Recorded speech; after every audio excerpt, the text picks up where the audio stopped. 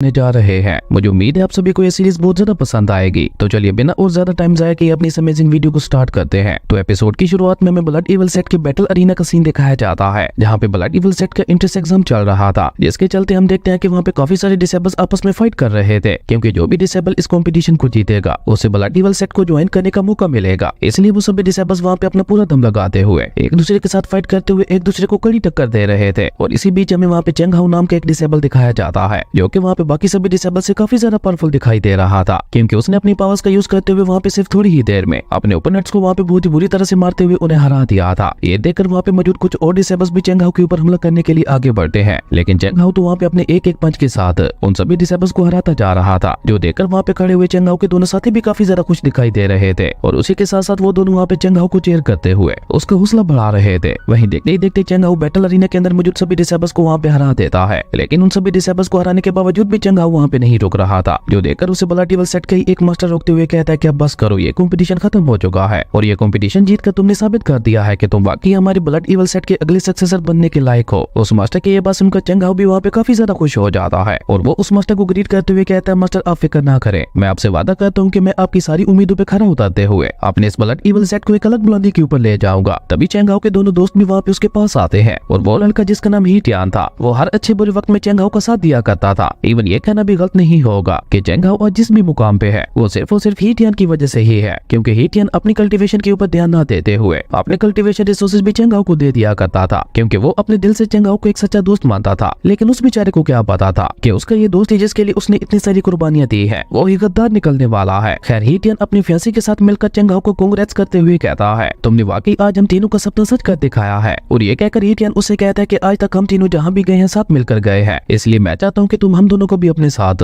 Blood evil set में लेकर चलो, क्योंकि मैंने सुना है कि ब्लड सेट का ये रूल है कि जो कोई भी डिसेबल उनके एंट्रेंस एग्जाम को पास कर लेता है वो अपने साथ ब्लड इविल सेट को ज्वाइन करने के लिए 2 और डिसेबल्स को भी ला सकता है। लेकिन उस एंट्रेंस एग्जाम को पास करने के बाद चेंग हाउ का तो पूरा एटीट्यूड ही चेंज हो चुका था। वो ही टियान की ये बात सुनकर बहुत ही एटीट्यूड से उसे कहता है, मैंने इस एंट्रेंस एग्जाम को अपने दम पे पास किया है, इसलिए मैं तुम्हारे जैसे कमजोर लोगों को अपने साथ नहीं ले जा सकता। तुम जैसे कमजोर लोगों की जगह उसी मामूली से गाँव में है जहाँ तुम लोग रहते हो। तुम दोनों के लिए बेहतर यही है कि तुम दोनों इस सेट को ज्वाइन करने के सपने छोड़ दो और वापस अपने गाँव में जाकर अपना काम धंधा करो। अपने दोस्त चेंग हाउ की ये बात सुनकर ही टियान को वहाँ पे काफी ज्यादा गुस्सा आता है और वो थोड़ा गुस्से से चेंग हाउ से कहता है, चेंग हाउ ये तुम क्या बकवास कर रहे हो? क्या तुम भूल गए हो कि तुम्हें यहाँ तक पहुँचाने के लिए मैंने कितनी ज्यादा कुर्बानियां दी है? इवन मैंने अपनी कल्टीवेशन के ऊपर भी ध्यान न देते हुए सब कुछ तुम्हारे ऊपर लगा दिया और अब तुम यहाँ पे हमारी ही बेइज्जती कर रहे हो। ही टियान की ये बात सुनकर चेंग हाउ को भी बहुत ज्यादा गुस्सा आता है और वो अपना ऑरा रिलीज करते हुए गुस्से से ही टियान से कहता है, मैं आज जो कुछ भी हूँ सिर्फ और सिर्फ अपनी वजह से हूँ और अब तुम दोनों अपनी ये बकवास मान करके चुपचाप दफा हो जाओ यहाँ से, वरना कहीं ऐसा ना हो कि मुझे तुम दोनों को मार मार के यहाँ से भगाना पड़े। ये सुनकर ही टियान और उसकी फैंसी भी वहाँ पे थोड़ा डर जाते हैं। तभी ही टियान की फैंसी बीच में आकर चेंग हाउ को समझाते हुए कहती है, अगर तुम मुझे अपने साथ नहीं ले जाना चाहते तो कोई बात नहीं, लेकिन ही टियान ने तो तुम्हारे लिए अब तक कितना कुछ किया है, तुम कम से कम उसे तो अपने साथ लेके जाओ। ही टियान की फैंसी की ये बात सुनकर चेंग हाउ वहाँ पे एक डेविल स्माइल करते हुए उससे कहता है, ही टियान की तो मुझे वहाँ पे कोई जरूरत नहीं है, लेकिन हाँ मुझे वहाँ पे मेरा ख्याल रखने के लिए किसी की जरूरत पड़ सकती है जो कि मुझे वहाँ पे चाय पानी और खाना दे सके। इसलिए अगर तुम मेरे साथ आना चाहती हो तो मैं तुम्हें अपने साथ ले जाने के लिए तैयार हूँ। कब तक तुम अपनी लाइफ इस जैसे कमजोर लड़के के साथ बर्बाद करती रहोगी? मेरी बात मानो और मेरे साथ चलो, मैं तुम्हें वहाँ पे एक बहुत अच्छा लाइफ स्टाइल दूंगा। चेंग हाउ की ये बात सुनकर तो ही टियान वहाँ पे गुस्से से पूरी तरह से पागल हो चुका था और वो गुस्से से वहाँ पे चेंग हाउ से कुछ कह पाता उससे पहले ही हम देखते हैं कि ही टियान की फैंसी वहाँ पे चेंग हाउ के साथ जाने के लिए रेडी हो गई थी। ये देखकर तो बेचारा ही टियान अंदर से पूरी तरह से टूट जाता है। उसे वहाँ पे समझ ही नहीं आ रहा था कि आखिर सिर्फ एक ही पल में उसके दोस्त सबसे खास दोस्त पराए कैसे हो गए। और जब ही टियान सैड होते हुए इस बारे में अपनी फैंसी से पूछता है तो उसकी फैंसी का एटीट्यूड भी अब वहाँ पे पूरी तरह से बदल चुका था। वो कोल्ड एटीट्यूड में ही टियान से कहती है कि मैं कब तक तुम्हारे जैसे कमजोर लड़के के साथ अपना टाइम जाया करती रहोगी? मेरे भी कुछ सपने हैं जिन्हें पूरा करने के लिए अब मुझे आगे बढ़ना होगा, क्योंकि तुम्हारी तो इतनी औकात नहीं है कि तुम आगे चलकर मेरे सपनों को पूरा कर सको। जबकि चेंग हाउ तुम्हारी तरह कमजोर नहीं है, वो फ्यूचर में मेरे हर एक सपने को पूरा करते हुए मेरी रक्षा भी करेगा। अपनी फैंसी की ये बात सुनकर ही टियान को वहाँ पे इतना ज्यादा गुस्सा आता है कि वो अचानक ही वहाँ पे अपना ऑरा रिलीज करते हुए चेंग हाउ के ऊपर हमला करने के लिए आगे बढ़ता है, क्योंकि आज चेंग हाउ ने एक ही पल में उससे उसका सब कुछ छीन लिया था। पर जैसे ही टियान चेंग हाउ के ऊपर हमला करने के लिए उसके पास पहुंचता है तो ही टियान उसे वहाँ पे एक झटके में उठाकर वहाँ से पीछे फेंक देता है। और चेंग हाउ के इस एक अटैक में ही बेचारी ही टियान की हालत वहाँ पे काफी ज्यादा खराब हो चुकी थी, क्योंकि ही टियान अभी बहुत ही ज्यादा कमजोर था और पावर लेवल के मुकाबले में तो वो चेंग हाउ के आसपास भी नहीं था। वहीं ही टियान की इस हरकत की वजह से अब चेंग हाउ को भी उसके ऊपर काफी ज्यादा गुस्सा आता है, इसलिए वो वहाँ पे उसके पास जाते हुए कहता है कि तुम्हारे जैसे एक मामूली से लड़के की हिम्मत कैसे हुई अपने से ज्यादा पावरफुल कल्टीवेटर के ऊपर हमला करने की। और ये कहकर जैसे ही चेंग हाउ ही टियान को मारने के लिए अपना हाथ ऊपर उठाता है तो उसका मास्टर उसे वहाँ पे रोकते हुए कहता है कि रुको, तुम्हें ऐसे खाली हाथ से मारने में बिल्कुल भी मजा नहीं आएगा। और ये कहकर वो मास्टर उसे वहाँ पे एक ब्लड स्पिरिचुअल सोर्ड देते हुए कहता है, ये लो, इस ब्लड सोर्ड की मदद से इसे खत्म करो, पर उससे पहले इस ब्लड सोर्ड को एक्टिवेट करने के लिए तुम्हें अपने ब्लड का यूज करना होगा। वहीं उस ब्लड सोर्ड को देखकर तो चेंग हाओ की खुशी का वहाँ पे कोई ठिकाना ही नहीं था, इसलिए वो वहाँ पे खुश होकर अपने मास्टर को ग्रीट करते हुए उनका शुक्रिया अदा करता है उसे इतना सारा पावरफुल गिफ्ट देने के लिए। और ये कहकर अचानक चेंग हाओ वहाँ पे एक डेविल स्मेल करते हुए अपने मास्टर से कहता है, आपका ये डिसेबल आपके इस गिफ्ट को कभी नहीं भूलेगा। यहाँ पे चेंग हाओ के इरादे अपने मास्टर को लेकर भी बिल्कुल भी नेक नहीं लग रहे थे। खैर उसके बाद वो अपनी सोर्ड लेकर ही टियान की तरफ बढ़ते हुए उसे कहता है, ही टियान, तुम बहुत ही ज्यादा लकी हो जो तुम्हारे जैसे एक मामूली कल्टीवेटर को भी एक इतने ज्यादा खास ब्लड सोर्ड से बनने का मौका मिल रहा है। वहीं चेंग हाओ के हाथ में वो ब्लड सोर्ड देखकर ही टियान की हालत भी काफी ज्यादा खराब हो चुकी थी और वो डर के मारे रेंगते हुए वहाँ से पीछे हटने लगा था, जो देखकर चेंग हाओ एक डेविल स्मेल करते हुए उससे कहता है कि अब भी हटने का कोई फायदा नहीं है, क्योंकि अब तुम यहाँ पे हमेशा हमेशा के लिए बनने वाले हो। और ये कहकर चेंग हाओ जैसे ही वहाँ पे ही टियान के ऊपर हमला करने के लिए अपने ब्लड सूट को ऊपर उठाता है तो अचानक ही वहाँ पे बहुत ही ज्यादा पावरफुल एनर्जी ब्लास्ट होता है, जिसके इम्पैक्ट की वजह से चेंग हाओ वहाँ से उड़ता हुआ काफी पीछे जा गिरा था। और इसी के साथ वहाँ पे हमारे हीरो बाई चेंग की एंट्री होती है, जो कि देखने से ही बहुत ज्यादा पावरफुल लग रहा था। ये देखकर चेंग हाओ को वहाँ पे बाई चेंग के ऊपर बहुत ही ज्यादा गुस्सा आता है, इसलिए वो उसे मारने के लिए अपनी ब्लड सूट लेकर आगे बढ़ता है, पर बाई चेंग ने तो वहाँ पे अपने सिर्फ और प्रेशर से ही उसे वहाँ से उड़ाते हुए पीछे की तरफ फेंक दिया था। और बाई चेंग के ऐसी कमाल के पावर्स देखकर ब्लड इवल सेट के सभी मास्टर्स भी वहाँ पे काफी ज्यादा हैरान दिखाई दे रहे थे, क्योंकि बाई चेंग से यहाँ पे जो ऑरा निकल रहा था, इतना पावरफुल ऑरा तो किसी ट्रांसफॉर्मेशन रियलम वाले कल्टीवेटर का भी नहीं होता था। और यही बात ब्लड इवल सेट के सभी मास्टर्स को परेशान कर रही थी, पर वो सभी वहाँ पे किसी तरह से हिम्मत जुटाते हुए बाई चेंग से सवाल करते हुए पूछते हैं, सीनियर, क्या आप हमें बता सकते हैं कि आपका इस तरह से अचानक हमारे क्लैन में आने का रीजन क्या है? जिसपे बाई चेंग उन्हें वहाँ पे सीधे सीधे जवाब देते हुए कहता है कि मैं यहाँ पे अपने क्लैन में शामिल करने के लिए कुछ डिसेबल्स को लेने के लिए आया हूँ, लेकिन मुझे लगता है कि मेरा यहाँ पे आना बेकार हुआ, क्योंकि मुझे तो यहाँ पे ऐसा कोई भी डिसेबल दिखाई नहीं दे रहा जिसे मैं अपने क्लैन में शामिल कर सकूं। बाई चेंग की ये बात सुनकर उन तीनों मास्टर्स को वहाँ पे बहुत ही ज्यादा गुस्सा आता है और वो तीनों वहाँ पे अपना अपना ऑरा रिलीज करते हुए गुस्से से बाई चेंग से कहते हैं, तो तुम यहाँ पे हमसे हमारे डिसेबल्स को चुराना चाहते हो? हम लोग ऐसा हरगिज नहीं होने देंगे। असल में उन तीनों मास्टर्स को यहाँ पे ऐसा लग रहा था कि शायद बाई चेंग यहाँ पे उनके डिसेबल चेंग हाओ को लेने के लिए आया है, इसलिए वो तीनों वहाँ पे अपना अपना ऑरा रिलीज करके अपने अपनी पावर्स को कंबाइन करते हुए बाई चेंग के ऊपर हमला करने के लिए एक बहुत ही ज्यादा पावरफुल अटैक को तैयार करने लगे थे। और देखते ही देखते वो तीनों मिलकर बाई चेंग के ऊपर हमला करने के लिए वहाँ पे एक बहुत बड़ी जेंट सूट को क्रिएट करते हैं, जिसकी मदद से उन्होंने वहाँ पे बाई चेंग के ऊपर हमला भी कर दिया था। लेकिन अपनी तरफ आते हुए इतने ज्यादा पावरफुल अटैक को देखकर भी बाई चेंग वहाँ पे बिल्कुल भी नहीं घबराता और उसने वहाँ पे उन तीनों को इतने ज्यादा खतरनाक हमले को अपने सिर्फ एक हाथ से ही रोक लिया था। ये देखकर उन तीनों मास्टर्स को वहाँ पे एक झटका लगता है और वो तीनों वहाँ पे अपने अटैक की पावर को और ज्यादा बढ़ाने की कोशिश करते हैं, पर तभी हम वहाँ पे देखते हैं कि अचानक ही बाई चेंग वहाँ पे अपने हाथ को थोड़ा सा आगे पुश करता है और ऐसा होते ही उन तीनों मास्टर्स की कंबाइंड पावर से बनी हुई वो जेंट सूट भी वहीं पे डिस्ट्रॉय हो गई थी। इवन वो तीनों खुद भी उड़ते हुए वहाँ से काफी पीछे जा गिरते हैं, जहाँ उन तीनों की हालत बहुत ही ज्यादा खराब हो चुकी थी। इवन अब उन लोगों से वहाँ पे खड़ा भी नहीं हुआ जा रहा था। तभी बाई चेंग वहाँ पे उनकी तरफ आगे बढ़ते हुए उससे कहता है, क्या यहाँ पे कोई और भी है जो मुझे रोकना चाहता है? बाई चेंग की ये बात सुनकर वो तीनों मास्टर जो कि बाई चेंग की पावर के एक नमूना देख चुके थे, वो डरते हुए बाई चेंग से कहते हैं, नहीं नहीं मास्टर, आप जो करना चाहते हैं करें, आपको यहाँ पे कोई भी नहीं रोकेगा और आपका बहुत ज्यादा शुक्रिया जो आपने हमें यहाँ पे मारा नहीं। उन तीनों मास्टर्स की ये बात सुनकर बाई चेंग उनसे कहता है, ओके अगर ऐसी बात है तो उस पर्सन को मैं अपने साथ ले जा रहा हूँ। बाई चेंग की ये बात सुनकर चेंग हाओ को वहाँ पे ऐसा लगता है कि शायद बाई चेंग उसे वहाँ पे अपने साथ ले जाने की बात कर रहा है, इसलिए अचानक ही चेंग हाओ वहाँ पे बाई चेंग के सामने झुकते हुए उसे रिस्पेक्ट देने लगा था, जो देखकर बाई चेंग थोड़ा कंफ्यूज होते हुए उससे पूछता है, क्या बाकी तुम कौन हो? जिसपे चेंग हाओ बहुत ही खुशी से बाई चेंग को बताता है कि मैं चेंग फैमिली का चेंग हाओ हूँ। जो सुनकर बाई चेंग उससे कहता है कि तुम्हें शायद यहाँ पे कोई गलतफहमी हुई है, मैं तुम्हें यहाँ पे लेने के लिए नहीं आया। जो सुनकर चेंग हाओ भी थोड़ा कंफ्यूज होते हुए उससे पूछता, तो फिर अब यहाँ पे किसे लेने के लिए आए हैं? और अभी अभी तीनों मास्टर्स ने यहाँ पे मेरे टैलेंट को चेक किया है, इनके मुताबिक यहाँ पे मेरे जितना टैलेंटेड और कोई भी नहीं है। जिसपे बाई चेंग स्माइल करते हुए उससे कहता है, क्या वाकई तुम्हें ऐसा लगता है? पर मेरे ख्याल से तो तुमसे भी ज्यादा टैलेंटेड ये लड़का है। और ये कहकर बाई चेंग वहाँ पे ही टियान की तरफ इशारा करता है। बाई चेंग की उंगली अपनी तरफ देखकर ही टियान भी वहाँ पे कंफ्यूज होते हुए कहता है, सीनियर क्या आप मेरी बात कर रहे हैं? वहीं ये देखकर वो तीनों मास्टर्स भी कहते हैं कि शायद हमसे कोई गलती हो गई थी, हम लोग यहाँ पे ये समझ बैठे कि ये मास्टर शायद यहाँ पे चेंग हाओ को लेने के लिए आया है। अगर ये पहले हमें बता देता कि ये यहाँ पे इस कमजोर से लड़की को लेने के लिए आया है तो हमारे बीच यहाँ पे फाइट होती ही नहीं। वहीं चेंग हाओ अचानक ही वहाँ पे एक बार फिर से अपना एटीट्यूड चेंज करते हुए बाई चेंग से कहता है, मुझे तो लगा था कि तुम एक ग्रेट मास्टर हो और तुम रियल टैलेंट को जानते होगे, लेकिन तुम तो इस जैसे कचरे को टैलेंटेड कह रहे हो। मेरे ख्याल से तो शायद तुम्हारी नजर ही कमजोर है जो तुम इस जैसे कचरे को जीनियस कह रहे हो। जिसपे बाई चेंग उससे कहता है कि मैंने बिल्कुल ठीक कहा है, ये वाकई एक रेयर जीनियस है, पर अभी तक इसने अपने अंदर की हिडन पावर को पहचाना नहीं है, इसलिए अभी ये बहुत ज्यादा कमजोर है। लेकिन देखना, एक महीने के अंदर अंदर ये इतना ज्यादा ताकतवर हो जाएगा कि तुम भी इसका सामना नहीं कर पाओगे। और अगर तुम्हें फिर भी यकीन नहीं हो रहा तो मैं अपने डिसेबल की ओर से तुम्हें चैलेंज करता हूँ कि आज से पूरे एक महीने बाद इसी जगह पे तुम्हारे और मेरे डिसेबल के बीच में फाइट हो गई और उस समय मेरा डिसेबल तुम्हें यहाँ पे बहुत ही बुरी तरह से हरा देगा। बाई चेंग की ये बात सुनकर चेंग हाओ वहाँ पे एक लेवल स्मेल करते हुए कहता है कि अब ये कचरा मुझे हराएगा। ओके ठीक है, मुझे भी तुम्हारी ये चैलेंज मंजूर है। चेंग हाओ की ये बात सुनकर बाई चेंग उसे वहाँ पे कोई भी जवाब दिए बगैर ही टियान को लेकर वहाँ से टेलीपोर्ट हो गया था। उसके बाद सीन शिफ्ट होता है और हमें एक आइलैंड का सीन दिखाया जाता है जहाँ पे एक छोटा सा सेक्ट बना हुआ था और ये सेट किसी और का नहीं बल्कि बाई चेंग का ही था। बाई चेंग ही टियान को लेकर इसी जगह पे टेलीपोर्ट हुआ था और बेचारे ही टियान ने तो ये अपने सपने में भी नहीं सोचा था कि बाई चेंग की तरह एक इतना ज्यादा पावरफुल ग्रेट मास्टर उसे खुद अपने सेट में शामिल करने के लिए आएगा। इसलिए वो वहाँ पे बाई चेंग का शुक्रिया अदा करते हुए उसके सामने झुक जाता है, जिसपे बाई चेंग उसे वहाँ पे कुछ कह पाते से पहले ही हम देखते हैं कि अचानक ही वहाँ पे बाई चेंग के सामने एक सिस्टम ओपन होता है जो बाई टियान को बताता है कि आपका ये मिशन पूरा हो चुका है। असल में सिस्टम ने ही बाई चेंग को ये टास्क दिया था कि उसे ही टियान को लेकर अपने क्लैन में आना है, पर अभी भी उसे सिस्टम की तरफ से दिया हुआ मेन टास्क पूरा नहीं हुआ था, क्योंकि उसके सिस्टम के टास्क के मुताबिक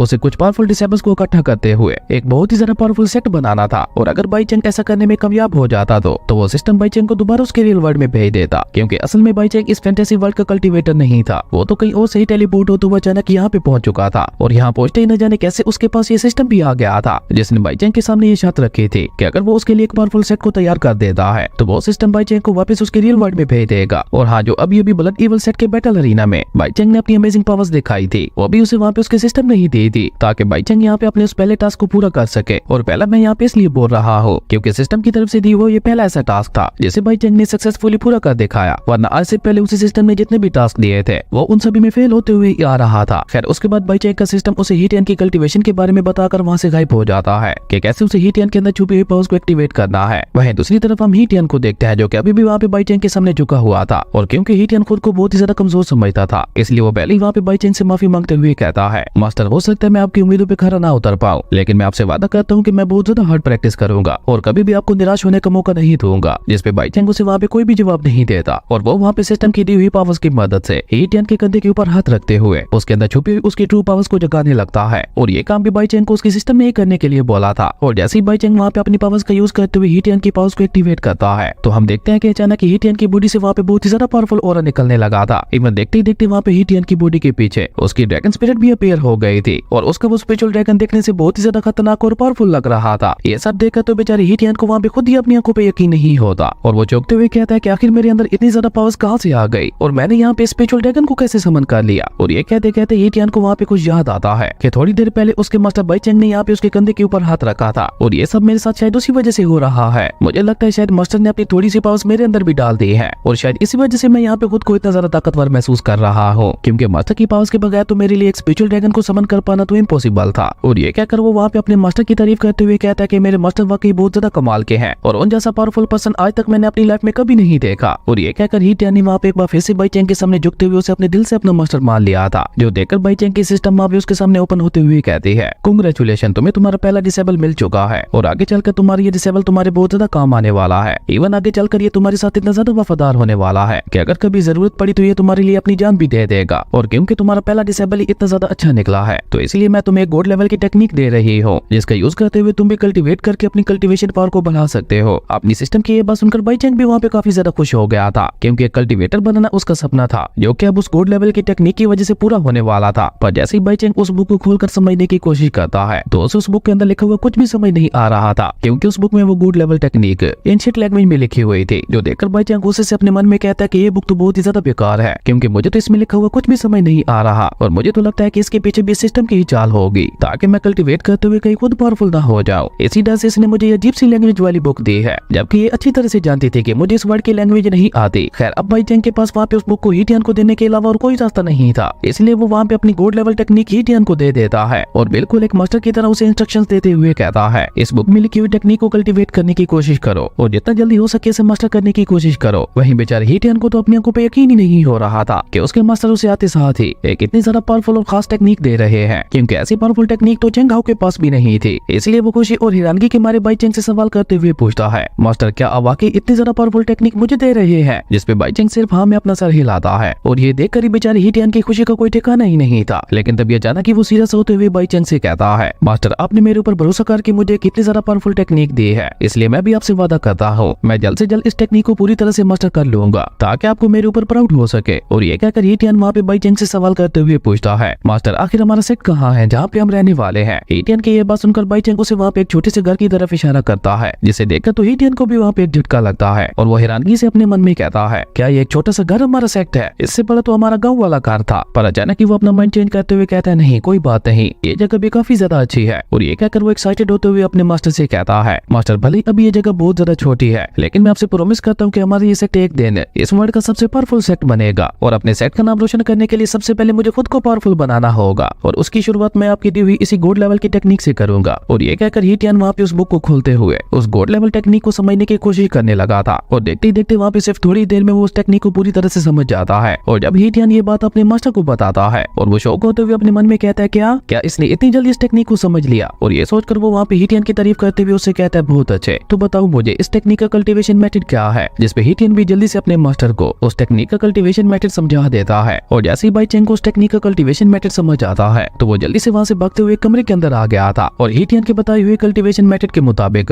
वहाँ पे बैठकर कल्टीवेट करने की कोशिश करने लगा था। पर बहुत ज्यादा मेहनत के बावजूद भी बाई चेंग वहाँ पे उस टेक्निक को कल्टीवेट नहीं कर पाता, क्योंकि किसी भी टेक्निक को कल्टीवेट करने के लिए अभी तक बाई चेंग की मरीनेसी ओपन नहीं हुई थी। और ये देखकर बाई चेंग बेचारा वहाँ पे एक बार फिर से काफी ज्यादा सैड हो गया था। और अभी बाई चेंग वहाँ पे सैड होते हुए खुद को बुरा भला कह ही रहा था कि तभी अचानक उसे वहाँ पे बाहर कोई बहुत ही ज्यादा पावरफुल आवाज सुनाई देती है, जिसे अभी बाई चेंग समझने की कोशिश कर ही रहा था कि तभी हिटियन वहाँ पे भागते हुए आकर बाई चेंग को बताता है, मास्टर मैंने आपकी दी हुई उस टेक्निक के पहले लेवल को पूरी तरह से मास्टर कर लिया है। हिटियन की ये बात सुनकर तो बेचारे बाई चेंग को यकीन ही नहीं हो रहा था कि इस लड़के ने इतनी जल्दी उस टेक्निक के पहले लेवल को मास्टर भी कर लिया, जबकि मैं अभी तक उसे सही से समझ भी नहीं पाया हूँ। खैर ये सब सोचकर बाई चेंग वहाँ पे हिटियन की तारीफ करते हुए बाहर आ जाता है और वो एक तालाब के किनारे बैठकर वहाँ पे सोचने लगा था कि आखिर वो अपनी कल्टीवेशन कहाँ से स्टार्ट करे। पर तभी हिटियन वहाँ पे एक बार फिर से उसके पास आते हुए उसे बताता है, मास्टर मैंने आपकी दी हुई टेक्निक के 4th लेवल को भी पूरी तरह से मास्टर कर लिया है। जो सुनकर बाई चेंग को वहाँ पे एक बार फिर से झटका लगता है और वो अपने मन ही मन में गुस्सा करते हुए कहता है, आखिर इसे इतनी जल्दी क्या पड़ गई है जो ये इतनी जल्दी इस टेक्निक को सीखता जा रहा है। अब मैं क्या करूँ, अगर ऐसे ही चलता रहा तो फिर मेरे मास्टर होने का क्या फायदा, क्योंकि इस तरह से तो मेरा डिसेबल ही मुझसे आगे निकल जाएगा। बाई चेंग को वहाँ पे इस तरह से उदास देकर उसकी सिस्टम वहाँ पे उसके सामने ओपन होते हुए कहती है, तुम्हें इस तरह से परेशान होने की कोई जरूरत नहीं है और अगर तुम भी कल्टीवेट करते हुए खुद को पावरफुल बनाना चाहते हो तो तुम्हें जल्द से जल्द अपने सेक्ट में कुछ और डिसेबल्स को भी शामिल करना होगा। और जैसे जैसे तुम अपने सेक्ट में डिसेबल्स को शामिल करते जाओगे तो हर एक डिसेबल के बदले में मैं तुम्हें कुछ पावर्स दूंगी, जिसकी मदद से तुम भी कल्टीवेट करते हुए खुद को पावरफुल बना पाओगे। अपनी सिस्टम की यह बात सुनकर बाई चेंग वहाँ पे काफी ज्यादा खुश हो गया था और उसने अपने मन ही मन में ठान ली थी क्या वो जितना जल्दी हो सकेगा ज्यादा से ज्यादा डिसेबल्स को अपने क्लैन में शामिल करेगा। और अभी बाई चेंग वहाँ पे ये सब कह ही रहा था कि तभी अचानक उसकी नजर वहाँ पे एक लड़की के ऊपर पड़ती है जिसका नाम लीना था। लीना को देखकर बाई चेंग खुश होते हुए कहता है क्यों ना इसे भी मैं अपने क्लैन में शामिल कर लूं। पर तभी उसकी नजर वहाँ पे लीना के पीछे पड़े हुए कुछ इवल कल्टीवेटर्स के ऊपर पड़ती है जो कि वहाँ पे लीना को पकड़ने की कोशिश कर रहे थे। और इवल कल्टीवेटर्स को देखकर बाई चेंग परेशान होते हुए कहता है, ये लोग तो घोस्ट क्लैन से हैं और सभी के सभी काफी ज्यादा पावरफुल भी दिखाई दे रहे हैं और अगर मैं इस लड़की को अपने क्लैन में शामिल करने के लिए चाहता हूँ तो मुझे फिर इन लोगों का भी सामना करना पड़ेगा, जो कि मैं बिल्कुल भी नहीं करना चाहता। और ये सोचकर बाई चेंग लीना को अपने क्लैन में शामिल करने का प्लान ड्रॉप कर देता है। और ये सोचकर जैसे ही बाई चेंग वहाँ से जाने के लिए पीछे पलटता है तो तभी अचानक हिटियन वहाँ पे आकर घोस्ट क्लैन के उन कल्टीवेटर से कहता है, तुम लोगों की हिम्मत कैसे हुई मेरे मास्टर के सामने एक लड़की को परेशान करने की। अगर तुम लोग मेरे मास्टर के हाथों से पिटना नहीं चाहते तो चुपचाप दफा हो जाओ यहाँ से। हिटियन की सारी बातें सुनकर घोस्ट क्लैन के उन सभी कल्टीवेटर्स को बहुत ही ज्यादा गुस्सा आता है और उनका लीडर वहाँ पे थोड़ा गुस्से से हिटियन से कहता है, लड़के अपनी बकवास बंद करो और अगर तुम जिंदा रहना चाहते हो तो हमारे इस मैटर से दूर ही रहो। उस लीडर की ये बात सुनकर तो बाई चेंग वहाँ पे बहुत ही ज्यादा डर जाता है, लेकिन तभी उसकी सिस्टम वहाँ पे उसके सामने ओपन होते हुए कहती है कि अगर तुम इस लड़की को नीवल कल्टीवेटर से बचा लेते हो तो उसके रिवार्ड में मैं तुम्हें एक ड्रैगन पेट दूंगी जो कि तुम्हारे साथ साथ तुम्हारे इस पूरे क्लैन की रक्षा करेगा। पर उसके लिए सबसे पहले तुम्हें इस लड़की की जान बचानी होगी। ड्रैगन पेट का नाम सुनकर तो बाई चेंग भी वहाँ पे काफी ज्यादा खुश हो गया था। इवन वो लीना को बचाने के लिए भी वहाँ पे तैयार हो गया था, लेकिन साथ साथ उसे बहुत ज्यादा डर भी लग रहा था कि आखिर वो अकेला इतने सारे लोगों का सामना कैसे करेगा और वो भी इतने ज्यादा खतरनाक और पावरफुल लोगों का, जिन्हें अगर मौका मिल गया तो वो बाई चेंग को खत्म करने से पहले एक बार भी नहीं सोचेंगे। और जैसे वो इवल कल्टीवेटर्स वहाँ से थोड़ा आगे बढ़ते हैं तो उन्हें देखकर ही बेचारे बाई चेंग की आवाज टाइट हो गई थी, इसलिए वो एक बार फिर से वहाँ से भागने की सोचता है। लेकिन उसकी सिस्टम उसे तसल्ली देते हुए कहती है कि तुम परेशान ना हो, मैं अभी के भी तुम्हें अपनी पावर्स दे रही हो जिसका यूज करते हुए तुम इन सभी इवल कल्टीवेटर्स को बहुत आसानी से हरा सकते हो। और ये कहकर बाई चेंग की सिस्टम एक बार फिर से उसके अंदर अपनी पावर्स डाल देती है, जिसकी वजह से बाई चेंग किसी ट्रांसफॉर्मेशन रियलम के कल्टीवेटर से भी ज्यादा पावरफुल हो गया था। जिसके बाद देखते ही देखते बाई चेंग ने वहाँ पे अपनी सिर्फ एक ही चुटकी में एक फाइट टोर्नेडो की मदद से उन सभी इवल कल्टीवेटर्स के ऊपर अटैक करके उन्हें वहाँ से गायब कर दिया था। जो देखकर लीना और हिटियन को तो अपनी आंखों पे यकीन ही नहीं हो रहा था कि आखिर उनके सामने खड़ा हुआ ये पर्सन कितना ज्यादा ताकतवर है, जिसने अपनी सिर्फ एक चुटकी से ही घोस्ट क्लैन के सबसे पावरफुल कल्टीवेटर्स को इतनी आसानी से हरा दिया। वहीं दूसरी तरफ हम घोस्ट क्लैन के इवल कल्टीवेटर्स को देखते हैं जो कि वहाँ से गायब होते हुए एक स्पिरिचुअल वर्ल्ड में आ चुके थे, जिसे बाई चेंग ने ही बनाया था उन इवल कल्टीवेटर्स को वहाँ पे ट्रैप करने के लिए। वहीं घोस्ट क्लैन के उन कल्टीवेटर्स को तो कुछ समझ ही नहीं आ रही थी कि आखिर उनके साथ यहाँ पे सब हो क्या रहा है और अचानक वो लोग इस तरह से गायब होते हुए यहाँ पे कैसे पहुंच गए। लेकिन उनके लीडर को वहाँ पे ऐसा लग रहा था कि बाई चेंग ने शायद उन्हें यहाँ पे किसी इल्यूजन में ट्रैप कर रखा है, इसलिए वो लीडर वहाँ पे अपनी पावर का यूज करते हुए उस इल्यूजन को डिस्ट्रॉय करने में लग गया था। लेकिन बहुत ज्यादा मेहनत के बावजूद भी वो वहाँ पे ऐसा नहीं कर पाता, क्योंकि उसके सभी अटैक्स वहाँ पे स्पिरिचुअल रियलम में टकराते ही वहीं पे खत्म हुए जा रहे थे। लेकिन वो लीडर अभी भी अपनी हार नहीं मानता और वो अपने लोगों के साथ अपनी पावर्स को कंबाइन करते हुए एक बहुत ही ज्यादा पावरफुल अटैक की तैयारी करने लगा था ताकि वो लोग खुद को यहाँ से आजाद करवा सके। सके। वहीं दूसरी तरफ हम एटियन को देखते हैं जो कि लीना के सामने अपने मास्टर की तारीफें किए जा रहा था। एटियन लीना से कहता है, देखा मेरे मास्टर कितने ज्यादा पावरफुल है, मेरे ख्याल से तो तुम्हें भी हमारे सेट को ज्वाइन कर लेना चाहिए, क्योंकि यहाँ पे हमारे मास्टर के होते हुए कोई तुम्हारा कुछ भी नहीं बिगाड़ पाएगा। एटियन की ये सारी बातें सुनकर लीना भी वहाँ पे सोच में पड़ गई थी। वहीं दूसरी तरफ बाई चैंग की सिस्टम उसके सामने ओपन होते हुए कहती है, तुमने मेरे कहने के मुताबिक उस लड़की की जान बचा ली है, इसलिए उसके बदले में मैं तुम्हें एक ड्रैगन पेट दे रही हूँ जो कि फ्यूचर में चलकर तुम्हारी और तुम्हारे पूरे क्लैन की रक्षा करेगा। और उस सिस्टम के ऐसा कहते ही अचानक ही बाई चैंग के हाथों में वहाँ पे एक छोटा सा ड्रैगन आ गया था जो कि आगे चलकर उसके क्लैन का गार्डियन बनने वाला था। पर बाई चैंग वहाँ पे उस छोटे से ड्रैगन को देखते हुए कहता है, क्या ये मेरी और मेरे क्लैन की रक्षा करेगा? मुझे तो लगता है अभी इसे खुद किसी की रक्षा की जरूरत है। जिसमें बाई चैंग की सिस्टम उसे बताती है कि रियल वर्ल्ड में इसकी एज बहुत ही ज्यादा कम है, इसलिए ये इस तरह से छोटा दिखाई दे रहा है। अगर तुम इसे अपनी रियल फॉर्म में देखना चाहते हो तो एक बार इसे अपने स्पिरिचुअल रियलम में भेज के देखो। अपनी सिस्टम की ये बात सुनकर बाई चैंग भी जल्दी से अपने उस ड्रैगन को अपने स्पिरिचुअल रियलम में भेज देता है। और जैसे ही उसका वो ड्रैगन स्पिरिचुअल रियलम में पहुंचता है तो अचानक उसका साइज वहाँ पे बहुत ज्यादा बड़ा हो गया था जो कि देखने में बहुत ही ज्यादा खतरनाक और पावरफुल लग रहा था। और जैसे ही वो ड्रैगन वहाँ पे पहुंचकर जोर से रोर करता है तो बेचारे घोस्ट क्लैन के लोगों की हालत तो वहाँ पे बहुत ही ज्यादा खराब हो चुकी थी। उन्हें वहाँ पे समझ ही नहीं आ रहा था कि आखिर अब अचानक से यहाँ पे एक ड्रैगन कहाँ से आ गया। और ये सोचकर उन सभी इविल कल्टिवेटर्स ने वहाँ पे अपनी अपनी पावर्स को कंबाइन करते हुए एक बहुत ही ज्यादा पावरफुल अटैक से उस ड्रैगन के ऊपर हमला कर दिया था। लेकिन उस ड्रैगन को वहाँ पे इविल कल्टिवेटर्स के हमले से कोई भी फर्क नहीं पड़ता, जो देखकर तो वो सभी इविल कल्टिवेटर्स बेचारे वहाँ पे और भी ज्यादा घबरा चुके थे। वहीं दूसरी तरफ हम लीना को देखते हैं जो कि बाई चैंग की पावर्स को देखकर उसे बहुत ज्यादा इंप्रेस हो चुकी थी। वो अपने मन में कहती है कि ये पर्सन तो बहुत ही ज्यादा पावरफुल है, अगर मैं इसके सेट को ज्वाइन करते हुए इसकी डिसेबल बन जाऊं तो मैं यहाँ पे हर खतरे से महफूज रहूंगी। और ये सोचकर लीना अचानक ही वहाँ पे बाई चैंग के सामने झुकते हुए उससे कहती है, मास्टर मैं आपकी डिसेबल बनते हुए आपके सेट को ज्वाइन करना चाहती हूँ। लीना की ये बात सुनकर बाई चैंग को भी एक झटका लगता है और वो अपने मन में कहता है, अब इसे क्या हो गया, ये अचानक से खुद ही मेरे सेट को ज्वाइन करने के लिए कैसे रेडी हो गई। पर ये सब बाई चैंग बाई से जाहिर नहीं करता। वो अचानक ही सीरियस होते हुए लीना से कहता है, मैं किसी को ऐसे ही अपने सेट के अंदर शामिल नहीं कर सकता, पहले मुझे तुम्हारी पावर्स को चेक करना होगा कि तुम मेरे सेट को ज्वाइन करने के काबिल हो भी या नहीं। और ये सोचकर जैसे ही बाई चैंग उसके पावर्स को चेक करने के लिए आगे बढ़ने लगता है तो अचानक ही उसकी सिस्टम वहाँ पे उसके सामने ओपन होते हुए उसे रोक देती है। और बाई चैंग से कहती है कि तुम्हें इस लड़की की पावर्स को चेक करने की कोई जरूरत नहीं है, ये लड़की सच में तुम्हारे सेट को ज्वाइन करना चाहती है, लेकिन इसके लिए उल्टी टेस्ट बिल्कुल भी ठीक नहीं आ रहा। ये तुम्हें और तुम्हारे सेट को लेकर सिर्फ 10% ही वफादार है, क्योंकि अभी भी उसे तुम्हारे ऊपर पूरी तरह से यकीन नहीं हुआ। अपनी सिस्टम की ये बात सुनकर बाई चैंग चौंकते हुए उससे कहता है, क्या इसे अभी तक भी मेरे ऊपर यकीन नहीं हुआ? हालांकि अभी तो मैंने इसकी इविल कल्टिवेटर से जान बचाई थी। मुझे तो लगता है ये लड़की बहुत ही ज्यादा मतलबी है और ये सिर्फ अपने मतलब के लिए मेरे सेट को ज्वाइन करना चाहती है ताकि ये यहाँ पे सुरक्षित रह सके। आखिर अब मैं ऐसा क्या करूँ जो इसे मेरे ऊपर पूरा यकीन हो जाए। बाई चैंग की ये बात सुनकर उसकी सिस्टम उसे वहाँ पे बताती है कि इस लड़की के अंदर फीनिक्स ब्लड लाइन है, जिसे तुम्हें 3 दिनों के अंदर अंदर अवेकन करना होगा, क्योंकि 3 दिनों के बाद वो फीनिक्स ब्लड लाइन हमेशा हमेशा के लिए इसकी बॉडी के अंदर से गायब हो जाएगी। इसलिए अगर तुम 3 दिनों के अंदर अंदर इसकी फीनिक्स ब्लड लाइन को अवेकन करने में इसकी मदद करते हो तो न सिर्फ इस लड़की का यकीन तुम्हारे ऊपर बढ़ जाएगा, बल्कि मैं भी तुम्हें रिवार्ड के तौर पर एक कमरा दूंगी जहाँ पे तुम आराम से रह सकते हो। अपनी सिस्टम की ये बात सुनकर बाई चैंग काफी ज्यादा खुश हो गया था और वो जैसे ही लीना की फीनिक्स ब्लड लाइन को चेक करने के लिए अपना हाथ आगे बढ़ाता है तो लीना को लगता है कि शायद बाई चैंग उसका गलत फायदा उठाना चाह रहा है, इसलिए वो थोड़ा घबराते हुए पीछे हो जाती है और अब उसका ट्रस्ट लेवल 10% से घटकर 5% ही रह गया था। ये देखकर बाई चैंग बहुत ही एटीट्यूड से खुद ब खुद ही पीछे हट जाता है, जो देखकर ये टियान थोड़ा गुस्से से लीना से कहता है, क्या तुम पागल हो गई हो, तुम इस तरह से रिएक्ट क्यों कर रही हो? मास्टर तो तुम्हारी इंटरनल स्पिरिचुअल एनर्जी को अवेकन करने के लिए तुम्हें छू रहे थे और तुमने उस बात को गलत लेते हुए इतना बड़ा मौका गवा दिया। अगली बार मेरी बात याद रखना कि जब भी मास्टर तुम्हें छूने की कोशिश करे तो उन्हें खुद को छूने देना, यकीन मानो उनका टच तुम्हारे लिए बहुत ज्यादा फायदेमंद रहेगा। खैर उसके बाद बाई चैंग वहाँ पे बहुत ही एटीट्यूड से जाते हुए लीना को भी उसके रहने के लिए कमरा दे देता है, जो कि किसी को बाल से कम दिखाई नहीं दे रहा था। और अब बेचारी लीना को भी अपनी थोड़ी देर पहले वाले रिएक्शन के ऊपर पछतावा हो रहा था। वहीं जैसे ही बाई चैंग वहाँ से अपने रूम में आता है तो वो अपनी सिस्टम से कहता है कि मैंने लीना को अपने सेट में शामिल करके तुम्हारी दी हुई टास्क को पूरा कर लिया है, तो अब तुम्हारी बारी है मुझे रिवार्ड के तौर पर एक लग्जरी रूम देने की। जिसपे बाई चैंग की सिस्टम उससे कहते हैं क्योंकि मुझे अच्छी तरह से पता है कि मुझे आगे क्या करना है। और ये कहकर उसने बाई चैंग को उसके रहने के लिए एक लग्जरी रूम दे दिया था, जो कि किसी महल से कम नहीं लग रहा था, जिसे देखकर बाई चैंग भी काफी ज्यादा खुश हो गया था। और वो खुश होते हुए कहता है कि फाइनली आज काफी दिनों के बाद मुझे थोड़ी बहुत अच्छी नींद आएगी। और ये कहकर बाई चैंग खुश होते हुए अपने बड़े से बेड के ऊपर जाके लेट जाता है और वो वहाँ पे सोते हुए खुद से ही कहता है कि जब मेरे डिसेबल्स मुझे इस लग्जरी रूम के अंदर देखेंगे तब उन्हें मेरे ऊपर पूरा भरोसा हो जाएगा कि मैं कितना ज्यादा ताकतवर हूँ। और अब इसी तरह से बाई चैंग सोते हुए वहाँ पे अपने सुहाने सपने सजा ही रहा था कि तभी अचानक ही वो वहाँ पे बेड से नीचे गिर जाता है। असल में ये सब कुछ उसकी सिस्टम ने किया था। उसकी सिस्टम उसे वहाँ पे जगाते हुए कहती है कि अभी तुम्हारे पास इस तरह से सोने का समय नहीं है, तुम जानते हो ना कि तुम्हें सिर्फ 3 दिनों के अंदर अंदर लीना की फीनिक्स ब्लड लाइन को अवेकन करना होगा, और अगर तुम ऐसा करने में फेल हो गए तो मैं तुमसे तुम्हारी सारी पावर्स वापस ले लूंगी, और अगर ऐसा हो गया तो फिर तुम्हारे डिसेबल्स के सामने तुम्हारी सारी इज्जत मिट्टी में मिल जाएगी, क्योंकि उनके अकॉर्डिंग तो तुम बहुत ही ज्यादा पावरफुल हो। अपनी सिस्टम की ये बात सुनकर बाई चैंग उससे कहता है कि हाँ मुझे पता है, तुम्हें बार बार मुझे ये सब याद दिलाने की कोई जरूरत नहीं है। और ये कहकर बाई चैंग आधी रात को ही अपने कमरे से बाहर आ जाता है, क्योंकि अब उसे भी धीरे धीरे अपनी सिस्टम की तरफ से मिले हुए इस नए टास्क की वजह से थोड़ी थोड़ी टेंशन होने लगी गई थी, इसलिए वो डिसाइड करता है कि वो जाकर सोते हुए लीना की फिनिश ब्लड लाइन को अवेकन कर देगा। और ये सोचकर बाई चेंग लीना के कमरे की तरफ बढ़ ही रहा था कि तभी अचानक वहाँ पे हीटियन भी आ जाता है, जो अपने मास्टर को देखकर थोड़ा चौंकते हुए उनसे पूछता है, मास्टर आप आधी रात को यहाँ पे क्या कर रहे हो और आप इस तरह इतनी रात को लीना के रूम की तरफ क्यों बढ़ रहे थे। हीटियन को वहाँ देखकर बाई चेंग थोड़ा गुस्से से अपने मन में कहता है, लो फिर आ गया जासूस कहीं का, एक तो न जाने ये क्यों हर बार मेरे मैटर में टांग अड़ाने के लिए आ जाता है। और अभी बाई चेंग वहाँ पे ये सब सोच ही रहा था कि तभी लीना भी अपने रूम से बाहर आ जाती है, जहाँ उसने अपने हाथ में एक कुल्हाड़ी भी पकड़ रखी थी, क्योंकि उसे लग रहा था कि शायद वो इवल कल्टीवेटर्स दोबारा यहाँ पे आ गए हैं। लेकिन जब वो अपने सामने बाई चेंग और हीटियन को देखती है तो बाई चेंग को लेकर उसका ट्रस्ट लेवल 5 से कम होकर 3 पे आ गया था, क्योंकि लीना को ऐसा लग रहा था कि शायद बाई चेंग इतनी रात को उसका फायदा उठाने के लिए आ रहा था। ये देखकर तो बेचारा बाई चेंग बुरा समूह बनाते हुए अपने मन में कहता है कि आखिर हर बार ऐसा मेरे ही साथ क्यों होता है। और अब तो बेचारे बाई चेंग को अपनी सारी उम्मीदों के ऊपर पानी पीते हुए दिखाई दे रहा था, क्योंकि लीना के रिएक्शन ने तो ये साफ साफ जाहिर कर दिया था कि लीना अब कभी भी खुद को बाई चेंग को छूने नहीं देगी। पर तभी अचानक ही बाई चेंग को एक आइडिया आता है और वो अपने सिस्टम की तरफ से दी हुई उसे गोल्ड लेवल वाली टेक्निक को बाहर निकालकर उसे लीना को देते हुए कहता है, मैं तो बस ये टेक्निक मुफ्त में देने के लिए आ रहा था। हीटियन ने इस गोल्ड लेवल टेक्निक को बहुत जल्द सीख लिया था, इसलिए मैं देखना चाहता हूँ कि तुम भी हीटियन की तरह टैलेंटेड हो या नहीं। वहीं जैसे ही लीना उस बुक के टाइटल को पढ़ती है तो सिर्फ उस बुक के टाइटल से ही लीना को उस बुक के बारे में सब कुछ पता चल गया था, जो देखकर बेचारे बाई चेंग को पहले से भी बड़ा झटका लगता है। और वो हैरान होते हुए कहता है कि ये लड़की तो हीटियन से भी ज्यादा टैलेंटेड निकली, इन दोनों के सामने तो मेरी पावर्स कुछ भी नहीं है। खैर इन सभी बातों को इग्नोर करते हुए बाई चेंग लीना से पूछता है, ओके अगर ऐसी बात है तो बताओ मुझे इस बुक के अंदर कौन सा कल्टीवेशन मेथड लिखा हुआ है। बाई चेंग की ये बात सुनकर लीना भी बहुत ही आसानी से उस बुक के अंदर लिखे हुए कल्टीवेशन मेथड के बारे में बाई चेंग को बता देती है, और लीना का हर एक शब्द बाई चेंग को किसी पत्थर की तरह लग रहा था। खैर उसके बाद बाई चेंग हीटियन से सवाल करते हुए पूछता है कि जब तुमने 5th लेवल में ब्रेक थ्रू किया था तब तुम्हें कैसा लगा था।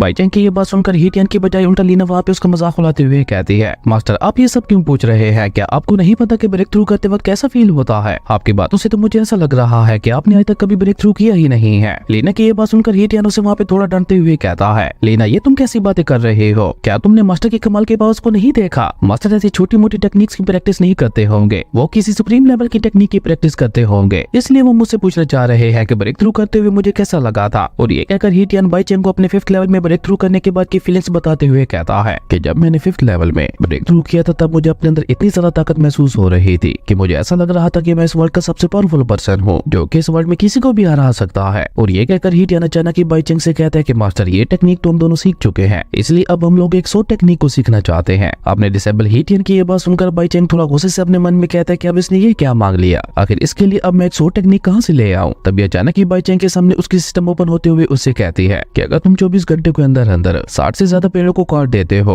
तो मैं तो मेरे वार्ड के तौर पर वो सो टेक्निक दे सकती हूँ। और अपने डिसेबल्स के सामने अपनी इज्जत को बचाने के लिए बाई चेंग भी सिस्टम के दिए हुए इस टास्क को पूरा करने के लिए रेडी हो गया था, इसलिए वो लीना से कुल्हाड़ी लेकर सीधा वहाँ से जंगल में आ जाता है। लेकिन पूरी रात मेहनत करने के बावजूद भी बेचारा बाई चेंग एक भी पेड़ नहीं काट पाता, क्योंकि अभी बाई चेंग के अंदर इतनी ताकत भी नहीं थी कि वो एक पेड़ को भी काट सके। तभी उसके दोनों डिसेबल्स भी वहाँ पे आ जाते हैं, जो कि बाई चेंग को इस तरह से पेड़ काटते हुए देखकर काफी ज्यादा हैरान दिखाई दे रहे थे। लेकिन बाई चेंग अपने मास्टर वाले रूप में आते हुए उन दोनों से कहता है, तुम दोनों यहाँ पे बिल्कुल सही समय पे आए हो, हमें अपने सेट को और ज्यादा प्यारा बनाने के लिए इन पेड़ों को काटना होगा, इसलिए तुम दोनों जल्दी से मिलकर इन सामने वाले 60 पेड़ों को काट दो। अपने मास्टर की ये बात सुनकर वो दोनों भी उन पेड़ों को काटने के लिए तैयार हो जाते हैं, जिसके बाद बाई चेंग उन दोनों को वहीं पे छोड़कर अपने खाने के इंतजाम के लिए एक मुर्गे को पकड़ने की कोशिश करने लगा था, पर बहुत ज्यादा मेहनत के बावजूद भी वो वहाँ पे एक मुर्गे को भी नहीं पकड़ पा रहा था। तभी अचानक ही उसके दोनों डिसेबल्स वहाँ पे उसके पास आते हुए कहते हैं, मास्टर हमने आपके बताए हुए पेड़ों को काट दिया है। अपने दोनों डिसेबल्स की ये बात सुनकर बाई चेंग को एक झटका लगता है, कहा वो पूरी रात में एक सिंगल पेड़ भी नहीं काट पाया था, जबकि उसके दोनों डिसेबल्स ने मिलकर सिर्फ कुछ ही देर में 60 से भी ज्यादा पेड़ों को काट दिया। और यही बात बाई चेंग को वहाँ पे हैरान कर रही थी, पर क्योंकि बाई चेंग ने उन पेड़ों को कटवा कर अपना टास्क पूरा कर लिया था तो इसलिए उसे सिस्टम की तरह से वो सो टेक्निक मिल जाती है, जिसे बाई चेंग भी खुशी खुशी अपने दोनों डिसेबल्स को दे देता है। उस सो टेक्निक को देखकर हीटियन के साथ साथ लीना भी काफी ज्यादा खुश हो गई थी, जिसके बाद वो सो टेक्निक के लिए बाई चेंग का शुक्रिया अदा भी करती है। तभी अचानक ही बाई चेंग की सिस्टम उसके सामने ओपन होते हुए उसे बताती है कि लीना का ट्रस्ट लेवल तुम्हारे ऊपर बढ़ते हुए 20% से भी ज्यादा हो गया है। ये देखकर बाई चेंग भी काफी ज्यादा खुश हो जाता है, क्योंकि अब उसे लगने लगा था कि हीटियन की तरफ बहुत जल्द लीना भी अपने दिल से उसे अपना मास्टर मान लेगी। और यही सब सोचते हुए अभी बेचारा बाई चेंग वहाँ पे खुश हो ही रहा था कि तभी अचानक ही हीटियन उससे सूट की मांग करने लगता है, जो देखकर बाई चेंग गुस्से से अपने मन में कहता है कि आखिर इस लड़के को प्रॉब्लम क्या है, इसे हर वक्त कुछ न कुछ चाहिए ही होता है, अब आखिर भला मैं इसके लिए सूट कहाँ से लाऊं। लेकिन तभी अचानक ही बाई चेंग को एक आइडिया आता है और वो कोल्ड टून में अपने दोनों डिसेबल से कहता है कि अभी तुम दोनों स्वॉर्डमैनशिप को सीख रहे हो, इसलिए एक रियल स्वॉर्ड का इस्तेमाल करने की बजाय तुम दोनों लकड़ी से बनी हुई सोर्स का यूज करो ताकि तुम दोनों में से किसी को भी चोट ना आए। अपने मास्टर की ये बात सुनकर हीटियन उनसे प्रेस होते हुए कहता है, मास्टर आप तो वाकई काफी ज्यादा कमाल के हैं। ये बात तो हमारे दिमाग में ही नहीं आई थी कि रियल सोर्ड के साथ प्रैक्टिस करते हुए हमें चोट भी आ सकती है। इसलिए वो दोनों वहाँ पे एक बार फिर से अपने मास्टर का शुक्रिया अदा करते हैं और लीना तो थोड़ा उदास होते हुए बाईचेंग से माफी भी मांगती है, जिसपे बाईचेंग उसे कहता है, नहीं तुम्हें माफी मांगने की कोई जरूरत नहीं है। मैं समझ सकता हूँ कि किसी भी अनजान पर्सन के ऊपर यकीन करना किसी लड़की के लिए कितना ज्यादा मुश्किल होता है, पर अब जब तुम्हें मेरे ऊपर यकीन हो ही गया है तो अब मैं तुम्हारी फीनिक्स ब्लड लाइन को अवेकन कर देता हूँ। और ये कहकर अचानक ही बाईचेंग लीना के कंधे के ऊपर अपना हाथ रखते हुए उसके अंदर अपनी सिस्टम की तरफ से दी हुई पावर डाल देता है। और जैसे ही वो पावर वहाँ पे लीना की बॉडी के अंदर जाती है तो देखते देखते वहाँ पे सिर्फ कुछ ही पल में लीना की सारी ब्लॉक मरीडियंस ओपन हो गई थी। और अब क्योंकि उसकी सारी मरीडियंस ओपन हो चुके थे तो इसलिए देखते देखते वहाँ पे लीना की फीनिक्स ब्लड लाइन भी अवेकन हो जाती है, जिसकी वजह से वहाँ पे लीना से बहुत ही ज्यादा पावरफुल फायर और निकलने लगा था। इवन हमें वहाँ पे लीना के ऊपर उसकी फीनिक्स मार्शल स्पिरिट भी दिखने लगे थे। पर तभी अचानक लीना उसी लकड़ी की बनी हुई स्वॉर्ड को उठाते हुए अपनी फिनिक्स पावर की मदद से वहाँ जंगल में एक पेड़ के ऊपर बहुत ही ज्यादा पावरफुल हमला कर देती है। और लीना की अटैक इतना ज्यादा पावरफुल था कि वो पेड़ वहीं के वहीं डिस्ट्रॉय हो गया था। ये देखकर हीटियन के साथ साथ बाईचेंग को भी एक झटका लगता है और वो हैरान होते हुए अपने मन में कहता है कि ये मैंने कभी नहीं सोचा था कि ये लड़की इतनी ज्यादा ताकतवर निकलेगी। लेकिन वहीं दूसरी तरफ लीना और हीटियन यही सोच रहे थे कि आखिर हमारे मास्टर कितने ज्यादा ताकतवर है जो उन्होंने सिर्फ एक ही झटके में लीना की सारी ब्लॉक मरीडियंस को ओपन कर दिया। लेकिन जैसे ही उन तीनों की नजर वहाँ पे सामने जाती है तो वो पूरा जंगल आग में जल रहा था, क्योंकि अपने उस अटैक में लीना ने अपनी फिनिक्स पावर का यूज किया था और उसकी फिनिक्स फायर वहाँ पे धीरे धीरे पूरे जंगल में फैल चुके थे। ये सब देखकर बाईचेंग भी परेशान होते हुए कहता है कि अब इस आग का मैं क्या करूं, इस तरह तो मेरा सारा सेक्ट ही खत्म हो जाएगा। वहीं लीना को वहाँ पे एक बार फिर से बाईचेंग के ऊपर शक होने लगा था। वो अपने मन में कहती है कि मुझे तो अभी भी यही लग रहा है कि इस पर्सन के अंदर कोई भी पावर्स नहीं है, क्योंकि अगर इसके अंदर कुछ पावर्स होती तो अब तक ये अपने सेट को बचाने के लिए कुछ कर चुका होता। और इसी के साथ वहाँ पे एक बार फिर से लीना का बाईचेंग के ऊपर ट्रस्ट लेवल एक बार फिर से घटने लगा था। लेकिन तभी अचानक ही बाईचेंग वहाँ पे अपने सिस्टम की मदद से अपने उसी स्पिरिट ड्रैगन को अपने स्पिरिचुअल रियलम से बाहर ले आता है, जिसके अंदर आइस एलिमेंट की पावर्स थी। और देखते ही देखते वो स्पिरिट ड्रैगन वहाँ पे अपनी आइस पावर का यूज करते हुए वहाँ जंगल में लगी हुई आग को पूरी तरह से बुझा देता है। और अपने सामने वहाँ पे कितने बड़े ड्रैगन को देखकर हीटियन और लीना को तो अपनी आंखों पे यकीन ही नहीं हो रहा था। इवन अब लीना को वहाँ पे बाईचेंग के ऊपर पूरा यकीन हो चुका था कि ये कोई आम पर्सन नहीं है, इसलिए उसका ट्रस्ट लेवल भी 20% से होता हुआ 100% पे पहुंच चुका था। ये देखकर तो बाईचेंग को भी एक झटका लगता है, क्योंकि उसने भी ये कभी नहीं सोचा था कि लीना का ट्रस्ट लेवल उसके ऊपर इतनी जल्दी बढ़ जाएगा। उसके बाद सीन शिफ्ट होता है, हमें रॉयल फैमिली का सीन दिखाया जाता है, जहाँ एम्परर अपने एक मास्टर के पास जाते हुए गुस्से से उसे कहते हैं, मुझे उम्मीद है अब तक तुमने मेरे बेटे को फाउंडेशन बिल्डिंग रियल में ब्रेक थ्रू करवाने के लिए कुछ न कुछ सोच लिया होगा। लेकिन वो मास्टर अचानक ही एम्परर के सामने झुकते हुए उनसे कहता है कि मुझे माफ कर दीजिए, लेकिन अभी तक मैं ऐसा नहीं कर पाया, क्योंकि प्रेस की बॉडी बाकी नॉर्मल लोगों से बहुत ज्यादा अलग है, इसलिए उनकी बॉडी के ऊपर कोई भी नॉर्मल कल्टीवेशन मेथड काम नहीं कर रहा। मुझे लगता है उन्हें फाउंडेशन बिल्डिंग रियल में ब्रेक थ्रू करवाने के लिए किसी बहुत ही ज्यादा हार्ड कल्टीवेशन मेथड का यूज करना होगा। अपने उस मास्टर की ये बात सुनकर एम्परर भी वहाँ पे अपने एक सीक्रेट वेपन को बाहर निकालते हुए किसी ऐसी जगह की तलाश करने लगता है जहाँ उसका बेटा जाकर अपनी आगे की प्रैक्टिस कर सके। और देखते ही देखते उसे वो जगह मिल भी जाती है जो कि घोस्ट सेक्ट था। इसलिए एम्परर जल्दी से अपने बेटे को अपने पास बुलवाकर उसे घोस्ट सेक्ट को ज्वाइन करने के लिए कहता है, जिसपे प्रेसियन यंग मास्टर भी थोड़ा डरते हुए अपने पिता से कहता है, पर फादर घोस्ट सेक्ट तो किसी को भी इतनी जल्दी अपने क्लैन के अंदर शामिल नहीं करता। जिसपे एम्परर गुस्से से अपने बेटे से कहते हैं कि अपनी बकवास बंद करो और मैंने तुम्हें जो करने के लिए कहा है वो करो। आज तक तो तुम कोई एक काम भी ढंग से नहीं कर पाए हो, और अब अगर तुम ये काम करने में भी फेल हो गए तो भूल जाना कि मैं तुम्हारा फादर हूँ। और ये कहते हुए एम्परर गुस्से से वहाँ से चले जाते हैं। उसके बाद दोबारा सीन शिफ्ट होता है, बाईचेंग को देखते हैं जो कि एक जगह पे लेटा हुआ मजे से आराम कर रहा था। पर तभी अचानक ही उसका मजा खराब करने के लिए उसको दोनों रिसेबर्स वहाँ पे उसके पास आ जाते हैं, जो कि अब दोनों इतने ज्यादा पावरफुल हो चुके थे कि उनके सिर्फ और प्रेशर से ही बाईचेंग वहाँ से पीछे की तरफ गिरने लगता है। लेकिन बाईचेंग तो बाईचेंग था, वो बहुत ही स्टाइल से पीछे गिरते हुए लेट जाता है। तभी हीटियन अपने मास्टर बाईचेंग से कहते हैं, मास्टर मैंने इस स्वॉर्ड टेक्निक को भी पूरी तरह से मास्टर कर लिया है और मैं आपको यहाँ पे अपनी स्वॉर्डमैनशिप दिखाना चाहता हूँ। जिसपे बाईचेंग उसे कहता है कि हाँ दिखाओ दिखाओ, मैं भी देखना चाहता हूँ कि आखिर तुमने किस तरह की स्वॉर्डमैनशिप को प्रैक्टिस किया है। अपने मास्टर की ये बात सुनकर हीटियन उस लकड़ी की स्वॉर्ड से ही अपनी स्वॉर्डमैनशिप वहाँ पे बाईचेंग को दिखाने लगा था, जो कि वाकई काफी ज्यादा पावरफुल और खतरनाक दिखाई दे रही थी। और हीटियन की ऐसी कमाल की स्वॉर्डमैनशिप देखकर बाईचेंग हैरान होते हुए अपने मन में कहता है, ऐसा कुछ पहली बार हो रहा होगा कि कोई डिसेबल अपने ही मास्टर से ज्यादा पावरफुल हो चुका है। न जाने इस हीटियन को देखते हुए मुझे हर बार ऐसा फील क्यों होता है कि मैं बहुत ज्यादा यूजलेस हूँ। और अभी बाईचेंग वहाँ पे ये सब सोच ही रहा था कि तभी अचानक उसके सिस्टम वहाँ पे उसके सामने ओपन होते हुए कहती है कि मुझे यहाँ आसपास किसी का ऑरा महसूस हो रहा है और मेरे ख्याल से शायद वो पर्सन भी यहाँ पे तुम्हारे सेट को ज्वाइन कर सकता है। उसके बाद सीन शिफ्ट होता है, हमें घोस्ट क्लैन का सीन दिखाया जाता है, जहाँ अपने पिता की इच्छा पूरी करने के लिए प्रिंस भी वहाँ पे पहुंच चुका था। और वहाँ पहुंचकर प्रिंस घोस्ट किंग को सारी बात बता देता है और आखिर में उनसे ये भी कहता है कि मैं आपके घोस्ट क्लैन को ज्वाइन करना चाहता हूँ। जिसपे वहाँ पे खड़े कैलर प्रिंस से कहता है कि अगर तुम हमारे घोस्ट क्लैन को ज्वाइन करना चाहते हो तो उससे पहले तुम्हें हमारे घोस्ट किंग के सामने झुकते हुए उन्हें ग्रीट करना होगा। जिसपे प्रिंस के साथ वाला सोल्जर गुस्से से उन लोगों से कहता है, तुम लोग पागल हो गए हो जो तुम लोग हमारे प्रिंस को अपने सामने झुकाने की बात कर रहे हो। लेकिन प्रिंस जो कि ऑलरेडी अपने पिता की बातें सुनकर पूरी तरह से अंदर से टूट चुका था। वो अपने सोल्जर को रोकते हुए वहाँ पे घोस्ट किंग के सामने झुकने के लिए तैयार हो गया था, लेकिन प्रिंस वहाँ पे घोस्ट किंग के सामने झुक पाता उससे पहले ही वहाँ पे एक आदमी भागते हुए आकर घोस्ट किंग को आकर बताता है कि हमने अपने जो आदमी उस लड़की को पकड़ने के लिए भेजे थे वो सभी की सभी गायब हो चुके हैं और हमें उनका और भी महसूस नहीं हो रहा, जिसका मतलब है कि वो सभी की सभी मर चुके हैं। आपने उस आदमी की ये बात सुनकर घोस्ट किंग को वहाँ पे इतना सारा गुस्सा आता है कि उसने वहाँ पे अपने उस आदमी को ही खत्म कर दिया था। और उसके बाद घोस्ट किंग गुस्से से अपने उस सेलर से कहता है कि तुम्हें 3 दिन के अंदर अंदर उस आदमी को ढूंढना होगा जिसने हमारे क्लैन के लोगों को मारा है। अगर तुम उसे ना ढूंढ पाए तो फिर मैं तुम्हें गायब कर दूंगा। और ये कहते हुए घोस्ट किंग अचानक ही गुस्से से वहाँ से टेलीपोर्ट हो जाता है। उसके बाद दोबारा सीन शिफ्ट होता है, हमें बाईचैंग के सेट का सीन दिखाया जाता है जहाँ पे लीना और हीटियन दोनों अपनी अपनी सूट प्रैक्टिस में लगे हुए थे, लेकिन वहाँ पे देखने से ये साफ साफ पता चल रहा था कि लीना सूटमैनशिप में हीटियन से काफी ज्यादा आगे निकल चुकी है। पर अभी वो दोनों वहाँ पे इसी तरह से अपनी प्रैक्टिस कर ही रहे थे कि तभी वहाँ पे घोस्ट क्लैन के कुछ लोग आते हुए उन दोनों को वहाँ पे चारों तरफ से घेर लेते हैं। और लीना को देखकर वो एल्डर खुश होते हुए कहता है कि जल्दी से पकड़ लो इस लड़की को और इसके साथ वाले इस लड़के को खत्म कर दो। पर जैसे घोस्ट क्लैन के वो लोग उन दोनों को पकड़ने के लिए आगे बढ़ते हैं तो वो दोनों ही वहाँ पे अपनी अपनी स्वॉर्डमैनशिप का यूज करते हुए घोस्ट क्लैन के लोगों को वहाँ पे बहुत ही बुरी तरह से मारने लगे थे। और अपने लोगों को वहाँ पे इस तरह से मार खाते हुए देखकर वो एल्डर प्रिंस से कहता है अब तुम्हारी बारी है, जल्दी से इन दोनों को पकड़कर मेरे पास ले आओ। उस एल्डर की ये बात सुनकर मजबूरन प्रिंस को भी उन दोनों के ऊपर हमला करने के लिए आगे बढ़ना पड़ता है, लेकिन हीटियन और लीना तो दोनों अब बहुत ही ज्यादा ताकतवर हो चुके थे, इसलिए वो दोनों मिलकर वहाँ पे प्रिंस के ऊपर भी भारी पड़ने लगे थे। जो देखकर वो एल्डर वहाँ पे बहुत ही चालाकी से अपनी पावर्स को प्रिंस की पावर्स के साथ मर्ज करते हुए उन दोनों के ऊपर वहाँ पे एक बहुत ही ज्यादा पावरफुल अटैक कर देता है, जिसकी वजह से लीना और हीटियन दोनों वहाँ पे गिरते हुए बेहोश हो चुके थे। वहीं दूसरी तरफ हम बाईचैंग को देखते हैं जो कि मजे से अपने रूम में सो रहा था, पर तभी अचानक ही वहाँ पे उसके सामने उसके सिस्टम ओपन होते हुए गुस्से से उससे कहते हैं कि तुम यहाँ पे सो रहे हो, बाहर चल के देखो कि बाहर क्या हो रहा है। अपनी सिस्टम की ये बात सुनकर बाईचैंग भी बुरा समूह बनाते हुए अपने कमरे से बाहर आने लगता है। तो वहीं दूसरी तरफ घोस्ट क्लैन के उन लोगों ने लीना और हीटियन को बंदी बना लिया था और वो एल्डर गुस्से से लीना को धमकी देते हुए कहता है चुपचाप मुझे बता दो कि हमारे घोस्ट क्लैन के लोगों को किसने मारा था, जिस पे लीना उससे कहती है कि तुम्हारी इतनी औकात नहीं है कि तुम उस पर्सन के बारे में जान सको। लीना की ये बात सुनकर घोस्ट क्लैन के उस एल्डर को बहुत ही ज्यादा गुस्सा आता है, इसलिए अचानक ही वो वहाँ पे अपनी एक सोड को बाहर निकालकर उसे प्रिंस को देते हुए कहता है ये लोग ऐसे नहीं मानेंगे, जल्दी से आगे बढ़ते हुए इन दोनों को खत्म कर दो। पर अभी वो एल्डर वहाँ पे ये सब कह ही रहा था कि तभी हम देखते हैं कि बाईचैंग भी वहाँ पे पहुंच जाता है और कॉल टून में उस एल्डर से कहता है चुपचाप दफा हो जाओ यहाँ से, वरना अगर मुझे गुस्सा आ गया तो तुम्हारा जवाब भी वही होगा जो तुम्हारे बाकी साथियों का हुआ था। बाईचैंग की ये बात सुनकर वो एल्डर वहाँ पे उसका मजाक उड़ाते हुए कहता है ओ तो तुम हो वो, लेकिन तुम्हारे अंदर तो मुझे ऐसी कोई भी खास बात दिखाई नहीं दे रही, पर कोई बात नहीं, आज मैं तुम्हें और तुम्हारे इस क्लैन दोनों को खत्म करते हुए पूरी तरह से मिट्टी में मिला दूंगा। उस एल्डर की ये बात सुनकर भी बाईचैंग वहाँ पे बिल्कुल भी नहीं घबराता और वो अभी भी उसी तरह से अपने एटीट्यूड में वहाँ पे खड़ा था। और बाईचैंग की ये बात उस प्रिंस को वहाँ पे बहुत ही ज्यादा इंप्रेस कर रही थी। तभी वो एल्डर वहाँ पे प्रिंस को वो सोट देते हुए कहता है और टाइम बर्बाद मत करो, जल्दी से इन दोनों को खत्म कर दो। उस एल्डर की ये बात सुनकर प्रिंस भी जल्दी से उस एल्डर से वो सोट लेते हुए उन दोनों के ऊपर अटैक करने की बजाय उन दोनों को वहाँ पे आजाद करवाते हुए वहाँ से बाईचैंग की तरफ भागने लगता है, क्योंकि प्रिंस ने अपने मन ही मन में बाईचैंग को अपना मास्टर मान लिया था। ये देखकर उस एल्डर को वहाँ पे बहुत ही ज्यादा गुस्सा आता है और वो एल्डर गुस्से से अपने लोगों से कहता है कि इन दोनों के साथ साथ इस प्रिंस को भी खत्म कर दो। पर जैसे ही वो एल्डर वहाँ पे अपने लोगों के साथ उनके ऊपर हमला करने के लिए आगे बढ़ता है तो बाईचैंग ने अचानक ही वहाँ पे एक बार फिर से अपनी उसी फॉर्मेशन को एक्टिवेट करते हुए उन सभी लोगों को वहाँ से अपने स्पिरिचुअल रियलम में भेज दिया था। पर अपने स्पिरिट ड्रैगन की मदद से बाईचैंग प्रिंस और अपने दोनों डिसेबल्स को वहाँ पे बाहर बुला लेता है और बाईचैंग के पास उस स्पिरिट ड्रैगन को देखकर तो प्रिंस वहाँ पे और भी ज्यादा हैरान हो गया था। जिसके बाद अचानक ही प्रिंस वहाँ पे बाईचैंग के सामने झुकते हुए बाईचैंग से कहता है मास्टर प्लीज मुझे अपना डिसेबल बनाते हुए मुझे अपने सेक्ट में शामिल कर ले। जो देखकर प्रिंस के साथ वाला सोल्जर उसे वहाँ पे रोकने की कोशिश करता है, लेकिन प्रिंस उसकी कोई भी बात नहीं सुनता। वहीं दूसरी तरफ बाईचैंग भी बिल्कुल मास्टर वाले एटीट्यूड में उसे कहता है तुमने मेरे डिसेबल्स की जान बचाकर ये साबित कर दिया है कि तुम वाकई काफी ज्यादा नेक दिल हो, इसलिए मैं भी तुम्हें अपने सेक्ट में शामिल करने के लिए तैयार हूँ। बाईचैंग के ऐसा कहते ही बाईचैंग की सिस्टम वापस उसके सामने ओपन होते हुए उसे कांग्रेस कहती है एक और डिसेबल को अपने सेक्ट में शामिल करने के लिए। और ऊपर से बाईचैंग की सिस्टम उसे बताती है कि प्रिंस का ट्रस्ट लेवल आपके ऊपर 70% से भी ज्यादा है, लेकिन लीना की तरह तुम्हें इसकी भी ब्रेक थ्रू करने में मदद करनी होगी और अगर तुमने सक्सेसफुली ऐसा कर दिया तो मैं तुम्हें एक बहुत बड़ा रिवार्ड दूंगी। अपनी सिस्टम की ये बात सुनकर बाईचैंग अचानक आगे बढ़ते हुए अपने दोनों हाथ वहाँ पे प्रिंस के कंधों के ऊपर रख देता है और उसी के साथ साथ वहाँ पे प्रिंस के पास को अवेकन करने के लिए उसने अपनी पावर्स भी वहाँ पे प्रिंस के अंदर डाल दी थी। और बाईचैंग की वजह से वहाँ पे प्रिंस की भी ड्रैगन पावर्स अवेकन हो जाती हैं, जिन्हें न जाने वो पिछले कितने सालों में अवेकन करने में लगा हुआ था, लेकिन आज बाईचैंग ने उसकी ड्रैगन पावर्स को एक ही झटके में अवेकन कर दिया। इसलिए प्रिंस दोबारा वहाँ पे बाईचैंग के सामने झुकते हुए उसका शुक्रिया अदा करने लगा था। और प्रिंस के पावर्स को अवेकन करवाने के रिवार्ड में बाईचैंग को अपने सिस्टम की तरफ से रिवार्ड के तौर पर एक ड्रैगन बोन मिलती है, लेकिन वो ड्रैगन बोन उसके किसी भी काम की नहीं थी, क्योंकि ड्रैगन बोन का इस्तेमाल सिर्फ वही कर सकता था जिसके पास ड्रैगन स्पिरिट हो। इसलिए बाईचैंग वहाँ पे बुरा समूह बनाते हुए अपने मन में कहता है कि आखिर हर बार मेरे साथ ही ऐसा क्यों होता है। और ये कहकर बाईचैंग ने अपनी वो ड्रैगन बोन भी वहाँ पे प्रिंस को दे दी थी, जो देखकर तो प्रिंस के साथ साथ लीना और हीटियन को भी अपनी आंखों पे यकीन नहीं हो रहा था, क्योंकि ड्रैगन बोन को एक बहुत ही ज्यादा खास और रेयर ट्रायल माना जाता था। और बाईचैंग ने तो यहाँ पे ऐसे ही वो ड्रैगन बोन प्रिंस को दे दी। यही बात उन तीनों को वहाँ पे हैरान कर रही थी। इवन प्रिंस तो वहाँ पे एक बार फिर से बाईचैंग के सामने झुकते हुए उसका उसका शुक्रिया अदा करने लगा था। और प्रिंस के साथ साथ लीना और हीटियन के दिल में भी बाईचैंग के लिए इज्जत अब वहाँ पे और भी ज्यादा बढ़ चुकी थी। खैर उसके बाद देखते ही देखते प्रिंस ने उस ड्रैगन बोन का यूज करते हुए एक बार फिर से ब्रेक थ्रू कर लिया था। वहीं दूसरी तरफ हम प्रिंस के उसी मास्टर को देखते हैं जो कि अपने उसी सीक्रेट वेपन की मदद से भविष्य देखने की कोशिश कर रहा था। तभी अचानक उस मास्टर को वहाँ पे अपने सामने एक विजन दिखाई देता है जहाँ उसका डिसेबल प्रिंस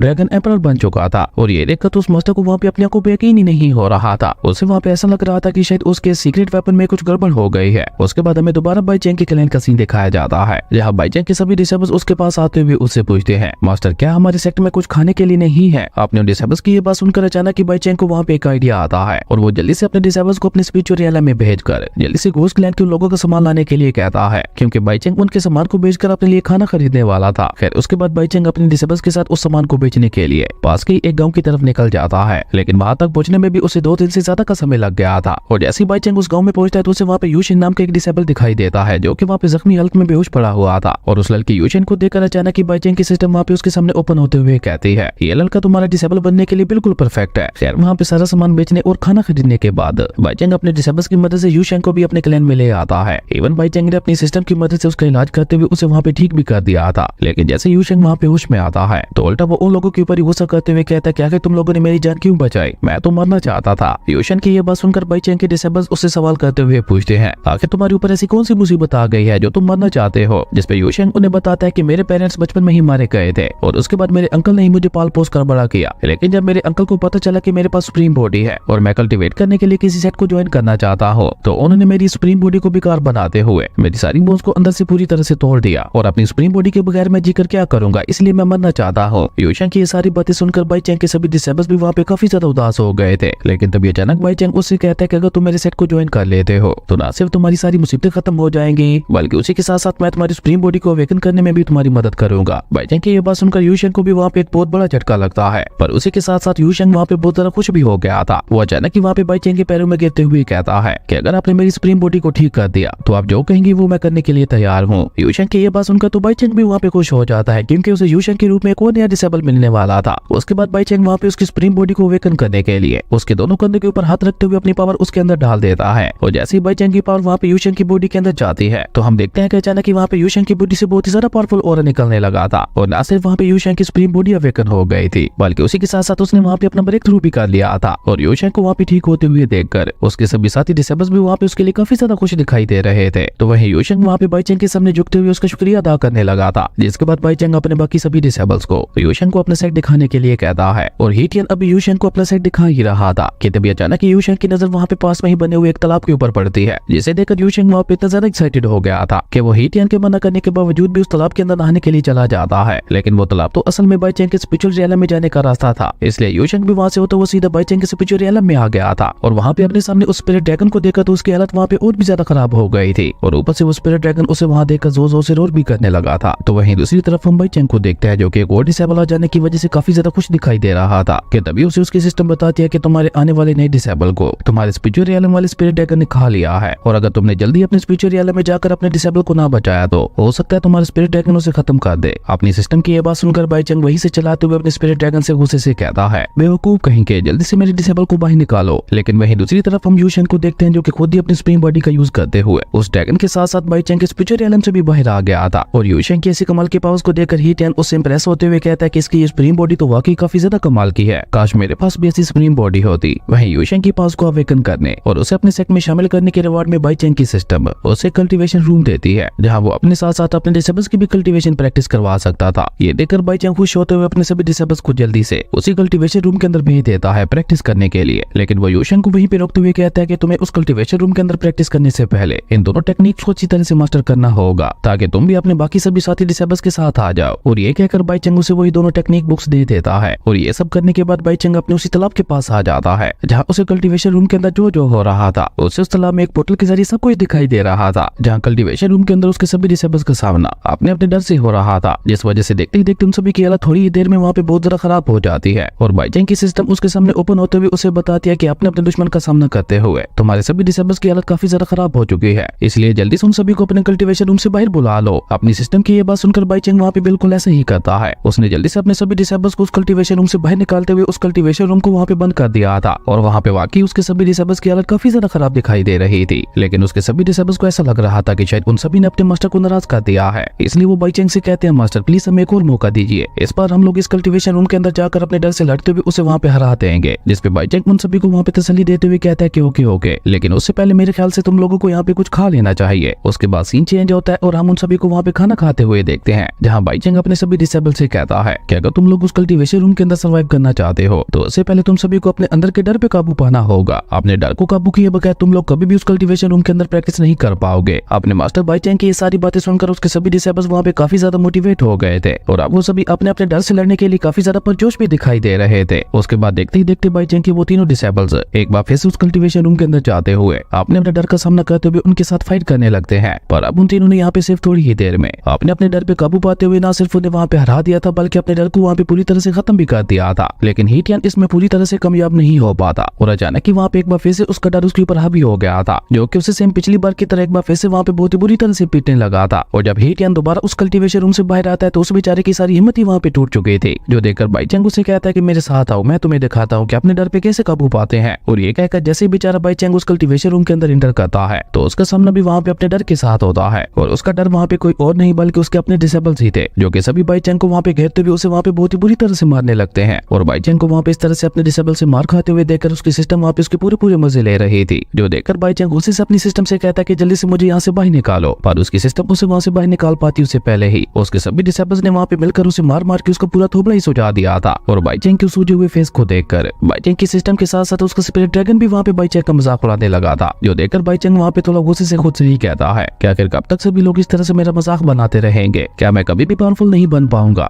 यहाँ पे बाईचेंग को वाकई काफी ज्यादा बुरा लगा था, क्योंकि इल्यूजन में ही सही पर आज उसने अपने डिसेबल से मार खाई थी और ये बात बाईचेंग को बहुत ज्यादा हर्ट कर रही थी। वहीं दूसरी तरफ हम हीटियन को देखते हैं जिसे अभी भी अपने डर से लड़ने में बहुत ज्यादा परेशानी हो रही थी। और हीटियन का डर कोई और नहीं बल्कि चेंग हाओ और उसकी अपनी फियांसी ही थी। वो दोनों लगातार वहाँ पे उसका मजाक उड़ाते हुए उसे वहाँ पे बहुत ही बुरी तरह से मारे जा रहे थे और साथ साथ उसे वहाँ पे ये भी कह रहे थे कि तुम्हारे जैसा कचरा हमेशा कचरा ही रहेगा। उन दोनों की कड़ी हुई बातें सुनकर हीटियन को वहाँ पे अपने मास्टर की याद आती है कि कैसे उसके मास्टर उसकी मदद करते हुए उसे अपने क्लैन में ले आए थे और आज वो जो कुछ भी है सिर्फ और सिर्फ अपने मास्टर की वजह से ही है। और ये सब याद करके हीटियन गुस्से से खुद से ही कहता है नहीं, मैं ऐसे यहाँ पे अपनी हार नहीं मान सकता, ऐसे तो मेरे मास्टर की मेरे ऊपर की हुई सारी मेहनत बेकार चली जाएगी। आज मैं इन दोनों को दिखा दूंगा कि मैं वो पहले वाला कचरा नहीं रहा बल्कि मैं बहुत ही ज्यादा ताकतवर बन चुका हूँ। और उसके बाद देखते ही देखते हीटियन ने अपने डर पे काबू पाते हुए अपने डर को हराते हुए उसे वहाँ पे पूरी तरह से खत्म कर दिया था। और जैसे हीटियन वहाँ पे उस कल्टीवेशन रूम से बाहर आता है तो बाईचेंग उसे याद दिलाते हुए कहता है कि 1 महीना पूरा होने में बस अब 3 दिन ही बचे हैं। तुम्हें याद है ना कि हम दोनों ने चेंग हाओ के चलने को एक्सेप्ट किया था, जैसे तुम्हें पूरे 1 महीने के बाद फाइट में हराना था। जिसपे हीटियन भी परजोश होते हुए कहता है कि हाँ मास्टर, मुझे सब कुछ याद है और मैं उस चेंग हाओ के साथ फाइट करने के लिए पूरी तरह से रेडी हूँ। वहीं दूसरी तरफ हमें इवल ब्लड सेट का सीन दिखाया जाता है, जहाँ चेंग हाओ भी उस कंपटीशन के लिए पूरी तरह से तैयार दिखाई दे रहा था। पर अब ये फाइट सिर्फ चेंग हाओ की नहीं रही थी बल्कि अब ये पूरे इवल ब्लड सेट की इज्जत का सवाल था। इसलिए इवल ब्लड सेट के एक मास्टर चेंग हाओ को एक डिमोनिक पिल देते हुए कहता है कि अगर तुम फाइट के दौरान हारने लगो तो इस पिल का यूज कर लेना, ये पिल तुम्हारी फाइट में काफी ज्यादा मदद करेगी। अपने मास्टर की ये बात सुनकर चेंग हाओ ने भी वहाँ पे खुशी खुशी उस डिमोनिक पिल को ले लिया था। हालांकि वो अपने मन में सोचते हुए कह रहा था कि उस कचरे हीटियन को हराने के लिए इस पिल का तो क्या मुझे अपनी आदि पावर का भी यूज नहीं करना पड़ेगा। और यही सब सोचकर चेंग हाओ वहाँ पे अपने मास्टर का शुक्रिया अदा करके वहाँ से चला जाता है, जो देखकर वहाँ पे खड़े केल्डर उस मास्टर के पास आते हुए कहते हैं मास्टर, आखिर आपने ऐसा क्यों किया? आप जानते हैं ना कि वो डिमोनिक पिल कितनी ज्यादा खतरनाक है, कहीं उस डिमोनिक पिल को कंज्यूम करते हुए चेंग हाओ की जान ही ना चली जाए। जिसपे वो मास्टर वहाँ पे सीरियस होते हुए कहता है कि इस फाइट को जीतना अब हमारे सेट की इज्जत का सवाल है और मैं अपने सेट की इज्जत बचाने के लिए चेंग हाओ जैसे 10 डिसेबल्स को भी कुर्बान कर सकता हूँ। उसके बाद सीन चेंज होता है और आज फाइनली वही दिन आ गया था जब इवल ब्लड सेक्ट में हीटियन और चेंग हाओ के दरमियान फाइट होने वाली थी। और ऊपर से बाईचेंग की सिस्टम उसे वहाँ पे बताती है कि तुम्हें वहाँ पे कोई डिसेबल भी मिलने वाला है जिसे तुम्हें अपने सेक्ट में शामिल करना होगा, पर अगर तुम इस टास्क में फेल हो गए तो मैं तुम्हारे सर के सारे बाल उड़ाते हुए तुम्हें टकला बना दूंगी। अपनी सिस्टम की ये बात सुनकर तो बेचारा बाईचेंग भी काफी ज्यादा घबरा गया था। लेकिन अब मेरा सवाल ये था कि वो लोग इवल ब्लड सेक्ट में जाएं कैसे, क्योंकि अगर वो लोग पैदल वहाँ के लिए निकले तो उन्हें वहाँ जाते जाते 5 दिन से भी ज्यादा का समय लग जाएगा और अगर ऐसा हुआ तो ऑटोमेटिक ये कॉम्पिटिशन हार जाएंगे, क्योंकि वो कॉम्पिटिशन तो आज ही होने वाला था। बाईचेंग इस बारे में अपनी सिस्टम से भी मदद मांगने की कोशिश करता है, लेकिन अब उसके पास इतने पॉइंट नहीं बचे थे कि उसकी सिस्टम उसकी कुछ मदद कर सके। और अभी यही सब सोचते हुए बाईचेंग और उसके डिसेबल्स वहाँ पे परेशान हो ही रहे थे कि तभी अचानक वो प्रिंस वहाँ पे सभी को तसल्ली देते हुए कहता है कि तुम लोग फिक्र मत करो और अपने मास्टर के ऊपर भरोसा रखो, हमारे मास्टर वहाँ जाने का कोई ना कोई रास्ता ढूंढ ही लेंगे। और इसी तरह वो प्रिंस वहाँ पे अपने मास्टर की तारीफों के पुल बांधने लगा था, जिसकी वजह से बाईचेंग को वहाँ पे अपने सिस्टम की तरफ से एक रिवार्ड मिलता है जिसमें वो एक बार फिर से टेलीपोर्टेशन एरे का यूज कर सकता था। ये देखकर तो बाईचेंग वहाँ पे बहुत ही ज्यादा खुश हो गया था और उसके बाद बाईचेंग वहाँ पे और ज्यादा देर न करते हुए जल्दी से अपने सभी डिसेबल्स को लेकर वहाँ से टेलीपोर्ट होता हुआ इवल ब्लड सेक्ट में पहुंच गया था। और इस तरह से बाईचेंग और उसके डिसेबल्स को वहाँ पे टेलीपोर्ट होते हुए देखकर इवल ब्लड सेक्ट के मास्टर को भी एक झटका लगता है। वो मास्टर हैरान होते हुए अपने मन में कहता है कि आखिर ये पर्सन कौन से लेवल पे है जो ये अपने आने जाने के लिए इस तरह से टेलीपोर्टेशन एरे का यूज कर रहा है। और ये सोचकर वो मास्टर वहाँ पे बाईचैंग की पावर्स को चेक करने की कोशिश करता है, लेकिन बहुत ज्यादा कोशिश के बावजूद भी उसे वहाँ पे बाईचैंग का पावर लेवल दिखाई नहीं देता, जिसकी वजह से तो अब उसे बाईचैंग और भी ज्यादा पावरफुल लगने लगा था। और सबसे बड़ा झटका तो उन लोगों को वहाँ पे हीटियन को देखकर लगता है, क्योंकि हीटियन भी पहले जैसे कमजोर नहीं रहा, बल्कि हीटियन भी उन लोगों को पहले से काफी ज्यादा ताकतवर दिखाई दे रहा था। लेकिन चेंग हाओ को तो अभी भी वहाँ पे यही लग रहा था कि इस कचरे को तो मैं किसी चींटी की तरह मसलते हुए बहुत ही आसानी से हरा सकता हूँ। और ये सोचकर चेंग हाओ अचानक वहाँ पे अपनी डिमोनिक सोर्ड को बाहर निकालते हुए हीटियन के ऊपर हमला कर देता है। लेकिन हीटियन भी वहाँ पे अपनी उसी लकड़ी वाली सोर्ड का यूज करते हुए न सिर्फ वहाँ पे चेंग हाओ के सभी हमलों को रोक रहा था, बल्कि उसे बराबरी की टक्कर भी दे रहा था। और तभी अचानक हीटियन वहाँ पे चेंग हाओ के ऊपर अटैक करते हुए उसे बैटल अरीना में पीछे की तरफ फेंक देता है, जिसकी वजह से वहाँ पे चेंग हाओ की हालत काफी ज्यादा खराब दिखाई दे रही थी। और तभी वो मास्टर इशारे से वहाँ पे चेंग हाओ को वही डिमोनिक पिल खाने के लिए कहता है। अपने मास्टर का इशारा देखकर चेंग हाओ ने भी वहाँ पे और ज्यादा देर न करते हुए जल्दी से उस डिमोनिक पिल को वहाँ पे खा लिया था। और उस पिल को खाने की वजह से चेंग हाओ की बॉडी से बहुत ही ज्यादा पावरफुल ऑरा निकलने लगा था, जो देखकर तो बेचारा हीटियन वहाँ पे काफी ज्यादा घबराया हुआ दिखाई दे रहा था। लेकिन बाईचैंग उसे वहाँ पे तसल्ली देते हुए कहता है कि तुम घबराओ मत, तुम बस उसी टेक्निक का यूज करो जो मैंने तुम्हें सिखाई थी। अपने मास्टर की ये बात सुनकर हीटियन भी बिल्कुल वहाँ पे ऐसा ही करता है, और उसने वहाँ पे अपनी उस टेक्निक की मदद से चेंग हाओ के ऊपर एक बहुत ही ज्यादा पावरफुल हमला करते हुए उसे वहाँ पे हरा दिया था। और चेंग हाओ को हराने की वजह से हीटियन वहाँ पे काफी ज्यादा खुश दिखाई दे रहा था, क्योंकि आज उसने फाइनली अपनी बेइज्जती का बदला ले लिया था। पर अभी हीटियन वहाँ पे अपनी खुशी मना ही रहा था कि तभी अचानक ही ब्लड इविल सेट का वही मास्टर हीटियन के ऊपर हमला करने के लिए आगे बढ़ता है, क्योंकि उसे अपनी क्लैन की बेइज्जती बर्दाश्त ही नहीं हो रही थी। लेकिन वो हीटियन तक पहुंच पाता उससे पहले ही बाईचैंग अपनी सिस्टम की पावर्स की मदद से उस मास्टर के ऊपर अटैक करते हुए उसे वहाँ पे काफी बुरी तरह से घायल कर देता है। और बाईचैंग वहाँ पे उस मास्टर की जान ले पाता उससे पहले ही ब्लड इविल सेट का वो एल्डर भागते हुए आकर बाईचैंग के कदमों में गिर जाता है, और वो बाईचैंग से अपने मास्टर को छोड़ने की भीख मांगने लगा था, जो देखकर बाईचैंग भी वहाँ पे कुछ सोचते हुए उस मास्टर को छोड़ देता है। पर तभी अचानक ही हम देखते हैं कि बाईचैंग की सिस्टम उसके सामने ओपन होते हुए कहते हैं कि तुम्हें अगले 1.5 घंटे के अंदर अंदर उस डिसेबल को अपने सेट के अंदर शामिल करना होगा, वरना तुम टकले हो जाओगे। और तभी वहाँ पे हीटियन की उसी फियांसे की एंट्री होती है, जो कि हीटियन से माफी मांगते हुए उसे अपने साथ ले जाने की रिक्वेस्ट करने लगी थी, क्योंकि उसके अकॉर्डिंग चेंग हाओ ने पिछले 1 महीने में उसका जीना ही आराम कर दिया है। पर हीटियन बहुत ही एटीट्यूड से उसे कहते नहीं, अब तुम वो मौका गवा चुकी हो, अब तुम्हारे और मेरे रास्ते बिल्कुल अलग अलग है। और ये कहते हुए हीटियन अपने मास्टर के साथ वहाँ से निकल गया था। उसके बाद हमें वहाँ पे थोड़ी देर बाद का सीन दिखाया जाता है, जहाँ 1.5 घंटा पूरा होने में सिर्फ 8 मिनट ही बचे थे, जिसकी वजह से बाईचैंग की परेशानी भी वहाँ पे धीरे धीरे और भी ज्यादा बढ़ती जा रही थी। पर तभी अचानक ही वहाँ पे डिमोनिक क्लैन के कुछ कल्टीवेटर्स की एंट्री होती है, जो कि वहाँ पे किसी कल्टीवेटर का पीछा करते हुए उसे वहाँ पे ढूंढ रहे थे। पर तभी अचानक ही वहाँ पे जुआन नाम के एक डिसेबल की एंट्री होती है, जो कि वहाँ पे बहुत ही बहादुरी से उन सभी डिमोनिक कल्टीवेटर्स के सामने आते हुए कहता है, तुम लोगों को मुझे यहाँ पे ढूंढने की कोई जरूरत नहीं है, देखो मैं खुद ही तुम्हारे सामने आ गया हूँ। उस लड़के जुआन को देखकर वहाँ पे बाईचैंग की सिस्टम उसे वहाँ पे बताती है कि ये वही लड़का है जिसे तुम्हें अपना डिसेबल बनाते हुए अपने सेक्ट में शामिल करना है, जो देखकर तो बाईचैंग वहाँ पे बहुत ही ज्यादा खुश हो गया था। और तब तक वहाँ पे जुआन और उन डिमोनिक कल्टीवेटर्स के दरमियान बहुत ही खतरनाक लेवल की फाइट छिड़ चुकी थी। पर हम देखते हैं कि जुआन काफी ज्यादा पावरफुल था, उसने देखते ही देखते वहाँ पे सिर्फ कुछ ही देर में उन सभी डिमोनिक कल्टीवेटर्स को मार मार के उनकी हालत ही खराब कर दी थी। और असल में ये डिमोनिक क्लैन के कल्टीवेटर्स जुआन की फैमिली से उनकी सीक्रेट टेक्निक चुरा कर भाग रहे थे। और जैसे जुआन वहाँ पे इन सभी को खत्म करने के लिए आगे बढ़ता है, तो तभी अचानक ही वहाँ पे डिमोनिक क्लैन के मास्टर ने अपनी पावर का यूज करते हुए जुआन को वहाँ पे अपने इल्यूजन में ट्रैप कर दिया था। और डिमोनिक क्लैन का वो मास्टर वहाँ पे जुआन की जान ले पाता उससे पहले ही बाईचैंग बीच में आते हुए उसे कहता है, चुपचाप पीछे हट जाओ, अगर तुमने उसे हाथ लगाने की भी गलती की तो तुम से यहाँ पे कोई भी जिंदा नहीं बचेगा। लेकिन वो सभी डिमोनिक कल्टीवेटर वहाँ पे बाईचैंग को इग्नोर करते हुए उसका मजाक उड़ाने लगते हैं, जो देखकर बाईचैंग वहाँ पे एक बार फिर से अपनी सिस्टम की मदद से उन सभी डिमोनिक कल्टीवेटर के ऊपर अपनी पावर से प्रेशर डालने लगता है, जो कि इतना ज्यादा स्ट्रॉन्ग था कि वो सभी के सभी डिमोनिक कल्टीवेटर्स वहाँ पे सही से खड़े भी नहीं हो पा रहे थे।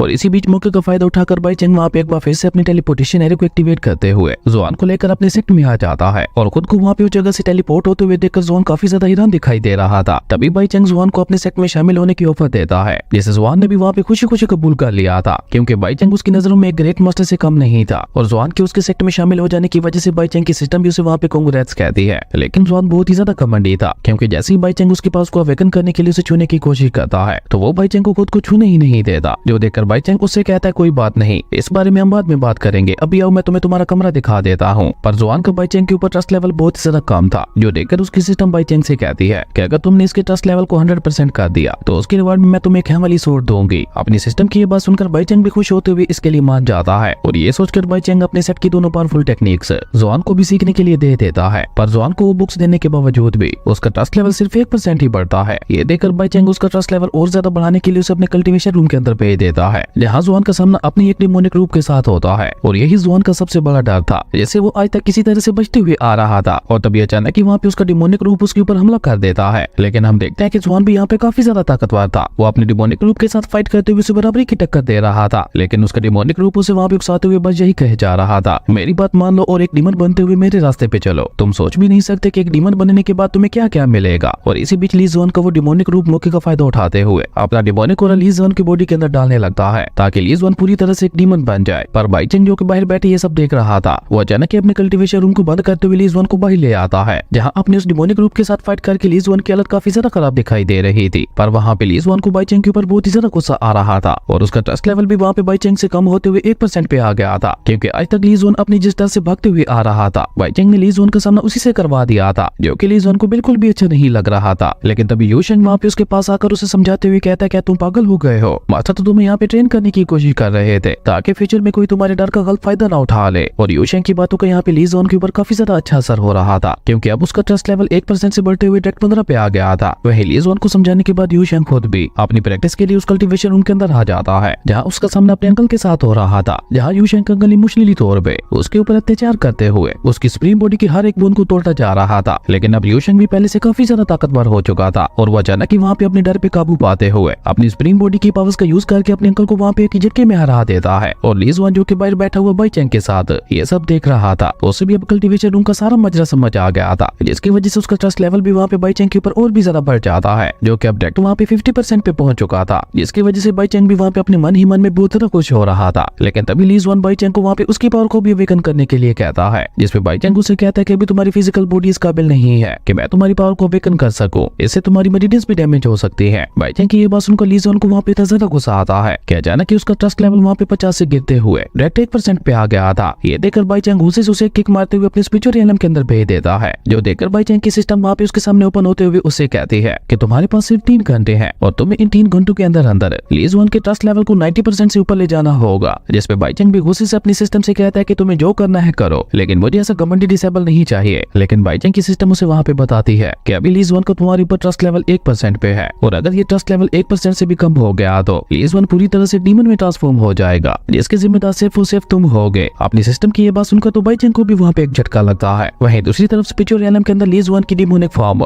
दोबारा वहाँ पे उसके पास आते हुए उसे मैनिपुलेट करने की कोशिश करने लगी थी। पर तभी अचानक ही हम देखते हैं कि बाई चेंग अपनी सिस्टम की पावर्स की मदद से एक बहुत बड़े जेंट स्पिरिचुअल हैंड की मदद से ली जुआन को अपने स्पिरिचुअल रियलम से बाहर ले आता है। और जैसे ही ली जुआन वहाँ से बाहर आता है तो उसका ट्रस्ट लेवल वहाँ पे एक बार फिर से बढ़ते हुए डायरेक्ट 60 पे आ गया था, क्योंकि अब उसे धीरे धीरे वहाँ पे बाई चेंग के ऊपर यकीन होने लगा था कि उसका मास्टर उसे किसी भी मुसीबत में अकेला नहीं छोड़ेगा। तभी बाई चेंग उसे कहता है कि अब तुम मेरे डिसेबल हो और तुम्हारे ऊपर आने वाली हर मुसीबत भी मेरी है। इवन अब तुम्हें अपने उस डिमोनिक रूप से भी डरने की कोई जरूरत नहीं है। मैं तुमसे वादा करता हूँ कि मैं कभी भी तुम्हें एक डीमन नहीं बनने दूंगा। बाई चेंग की ये सारी बातें सीधा वहाँ पे ली जुआन के दिल पे लग रही थी, जिसकी वजह से वहाँ पे उसका ट्रस्ट लेवल बाई चेंग के ऊपर और ज्यादा बढ़ते हुए डायरेक्ट 89 पे आ गया था। इवन अब वो वहाँ पे अपने पहले की हुई गलती के लिए भी बाई चेंग से माफी मांगने लगा था। और जैसे वहाँ पे ली जुआन का ट्रस्ट लेवल 90 से ऊपर होता है तो बाई चेंग की सिस्टम ओपन होते हुए उसे कांग्रेट्स कहती है और उसी के साथ साथ उसे रिवार्ड के तौर पर एक हेवनली सोर्ड टेक्निक भी दे दी थी, जिसे बाई चेंग सीधे ली जुआन को ही दे देता है, जिसके लिए ली जुआन भी वहाँ पे बाई चेंग का शुक्रिया अदा करता है। लेकिन ली जुआन वहाँ पे बाई चेंग से एक वेपन की भी मांग करता है। ली जुआन की ये बात सुनकर बाई चेंग भी सोच में पड़ गया था कि अब वो इसे कौन सा वेपन दे, लेकिन तभी उसकी नजर वहाँ पे उस कुल्हाड़ी के ऊपर पड़ती है और बाई चेंग ने ली जुआन को वहाँ पे वही कुल्हाड़ी ही दे दी थी और ली जुआन ने भी वहाँ पे खुशी खुशी उस कुल्हाड़ी को ले लिया था। उसके बाद सीन चेंज होता है, में एक और क्लैन का सीन दिखाया जाता है, जहाँ पे कुछ एल्डर्स अपनी क्वीन से एक पेपर के ऊपर साइन करवाने की कोशिश कर रहे थे, लेकिन क्वीन बहुत ही एटीट्यूड से उन सभी को वहाँ पे मना कर देती है और क्वीन को वहाँ पे इस तरह से गुस्से में देखकर वो सभी एल्डर्स भी डरते हुए वहाँ से भाग गए थे। तभी वहाँ पे एक और मिस्टीरियस लड़की की एंट्री होती है, जो कि वहाँ पे आते हुए कोर्टून में उस क्वीन से कहती है, तुम्हारा एटीट्यूड तो दिन ब दिन और भी ज्यादा बढ़ता जा रहा है। और इसी कमाल की सीन के साथ हमारी अमेजिंग एपिसोड यहीं पे खत्म हो गया था। दोस्तों, आप लोगों को ये सीरीज कैसी लगी और मैं इससे आगे कंटिन्यू करूँ या नहीं, कमेंट करके जरूर बताना। अगर आपको ये वीडियो अच्छी लगी तो लाइक कर दें और अगर चैनल पे नए आए हो तो सब्सक्राइब करते जाना। तो मिलता है एक नई वीडियो में, तब तक के लिए बाय।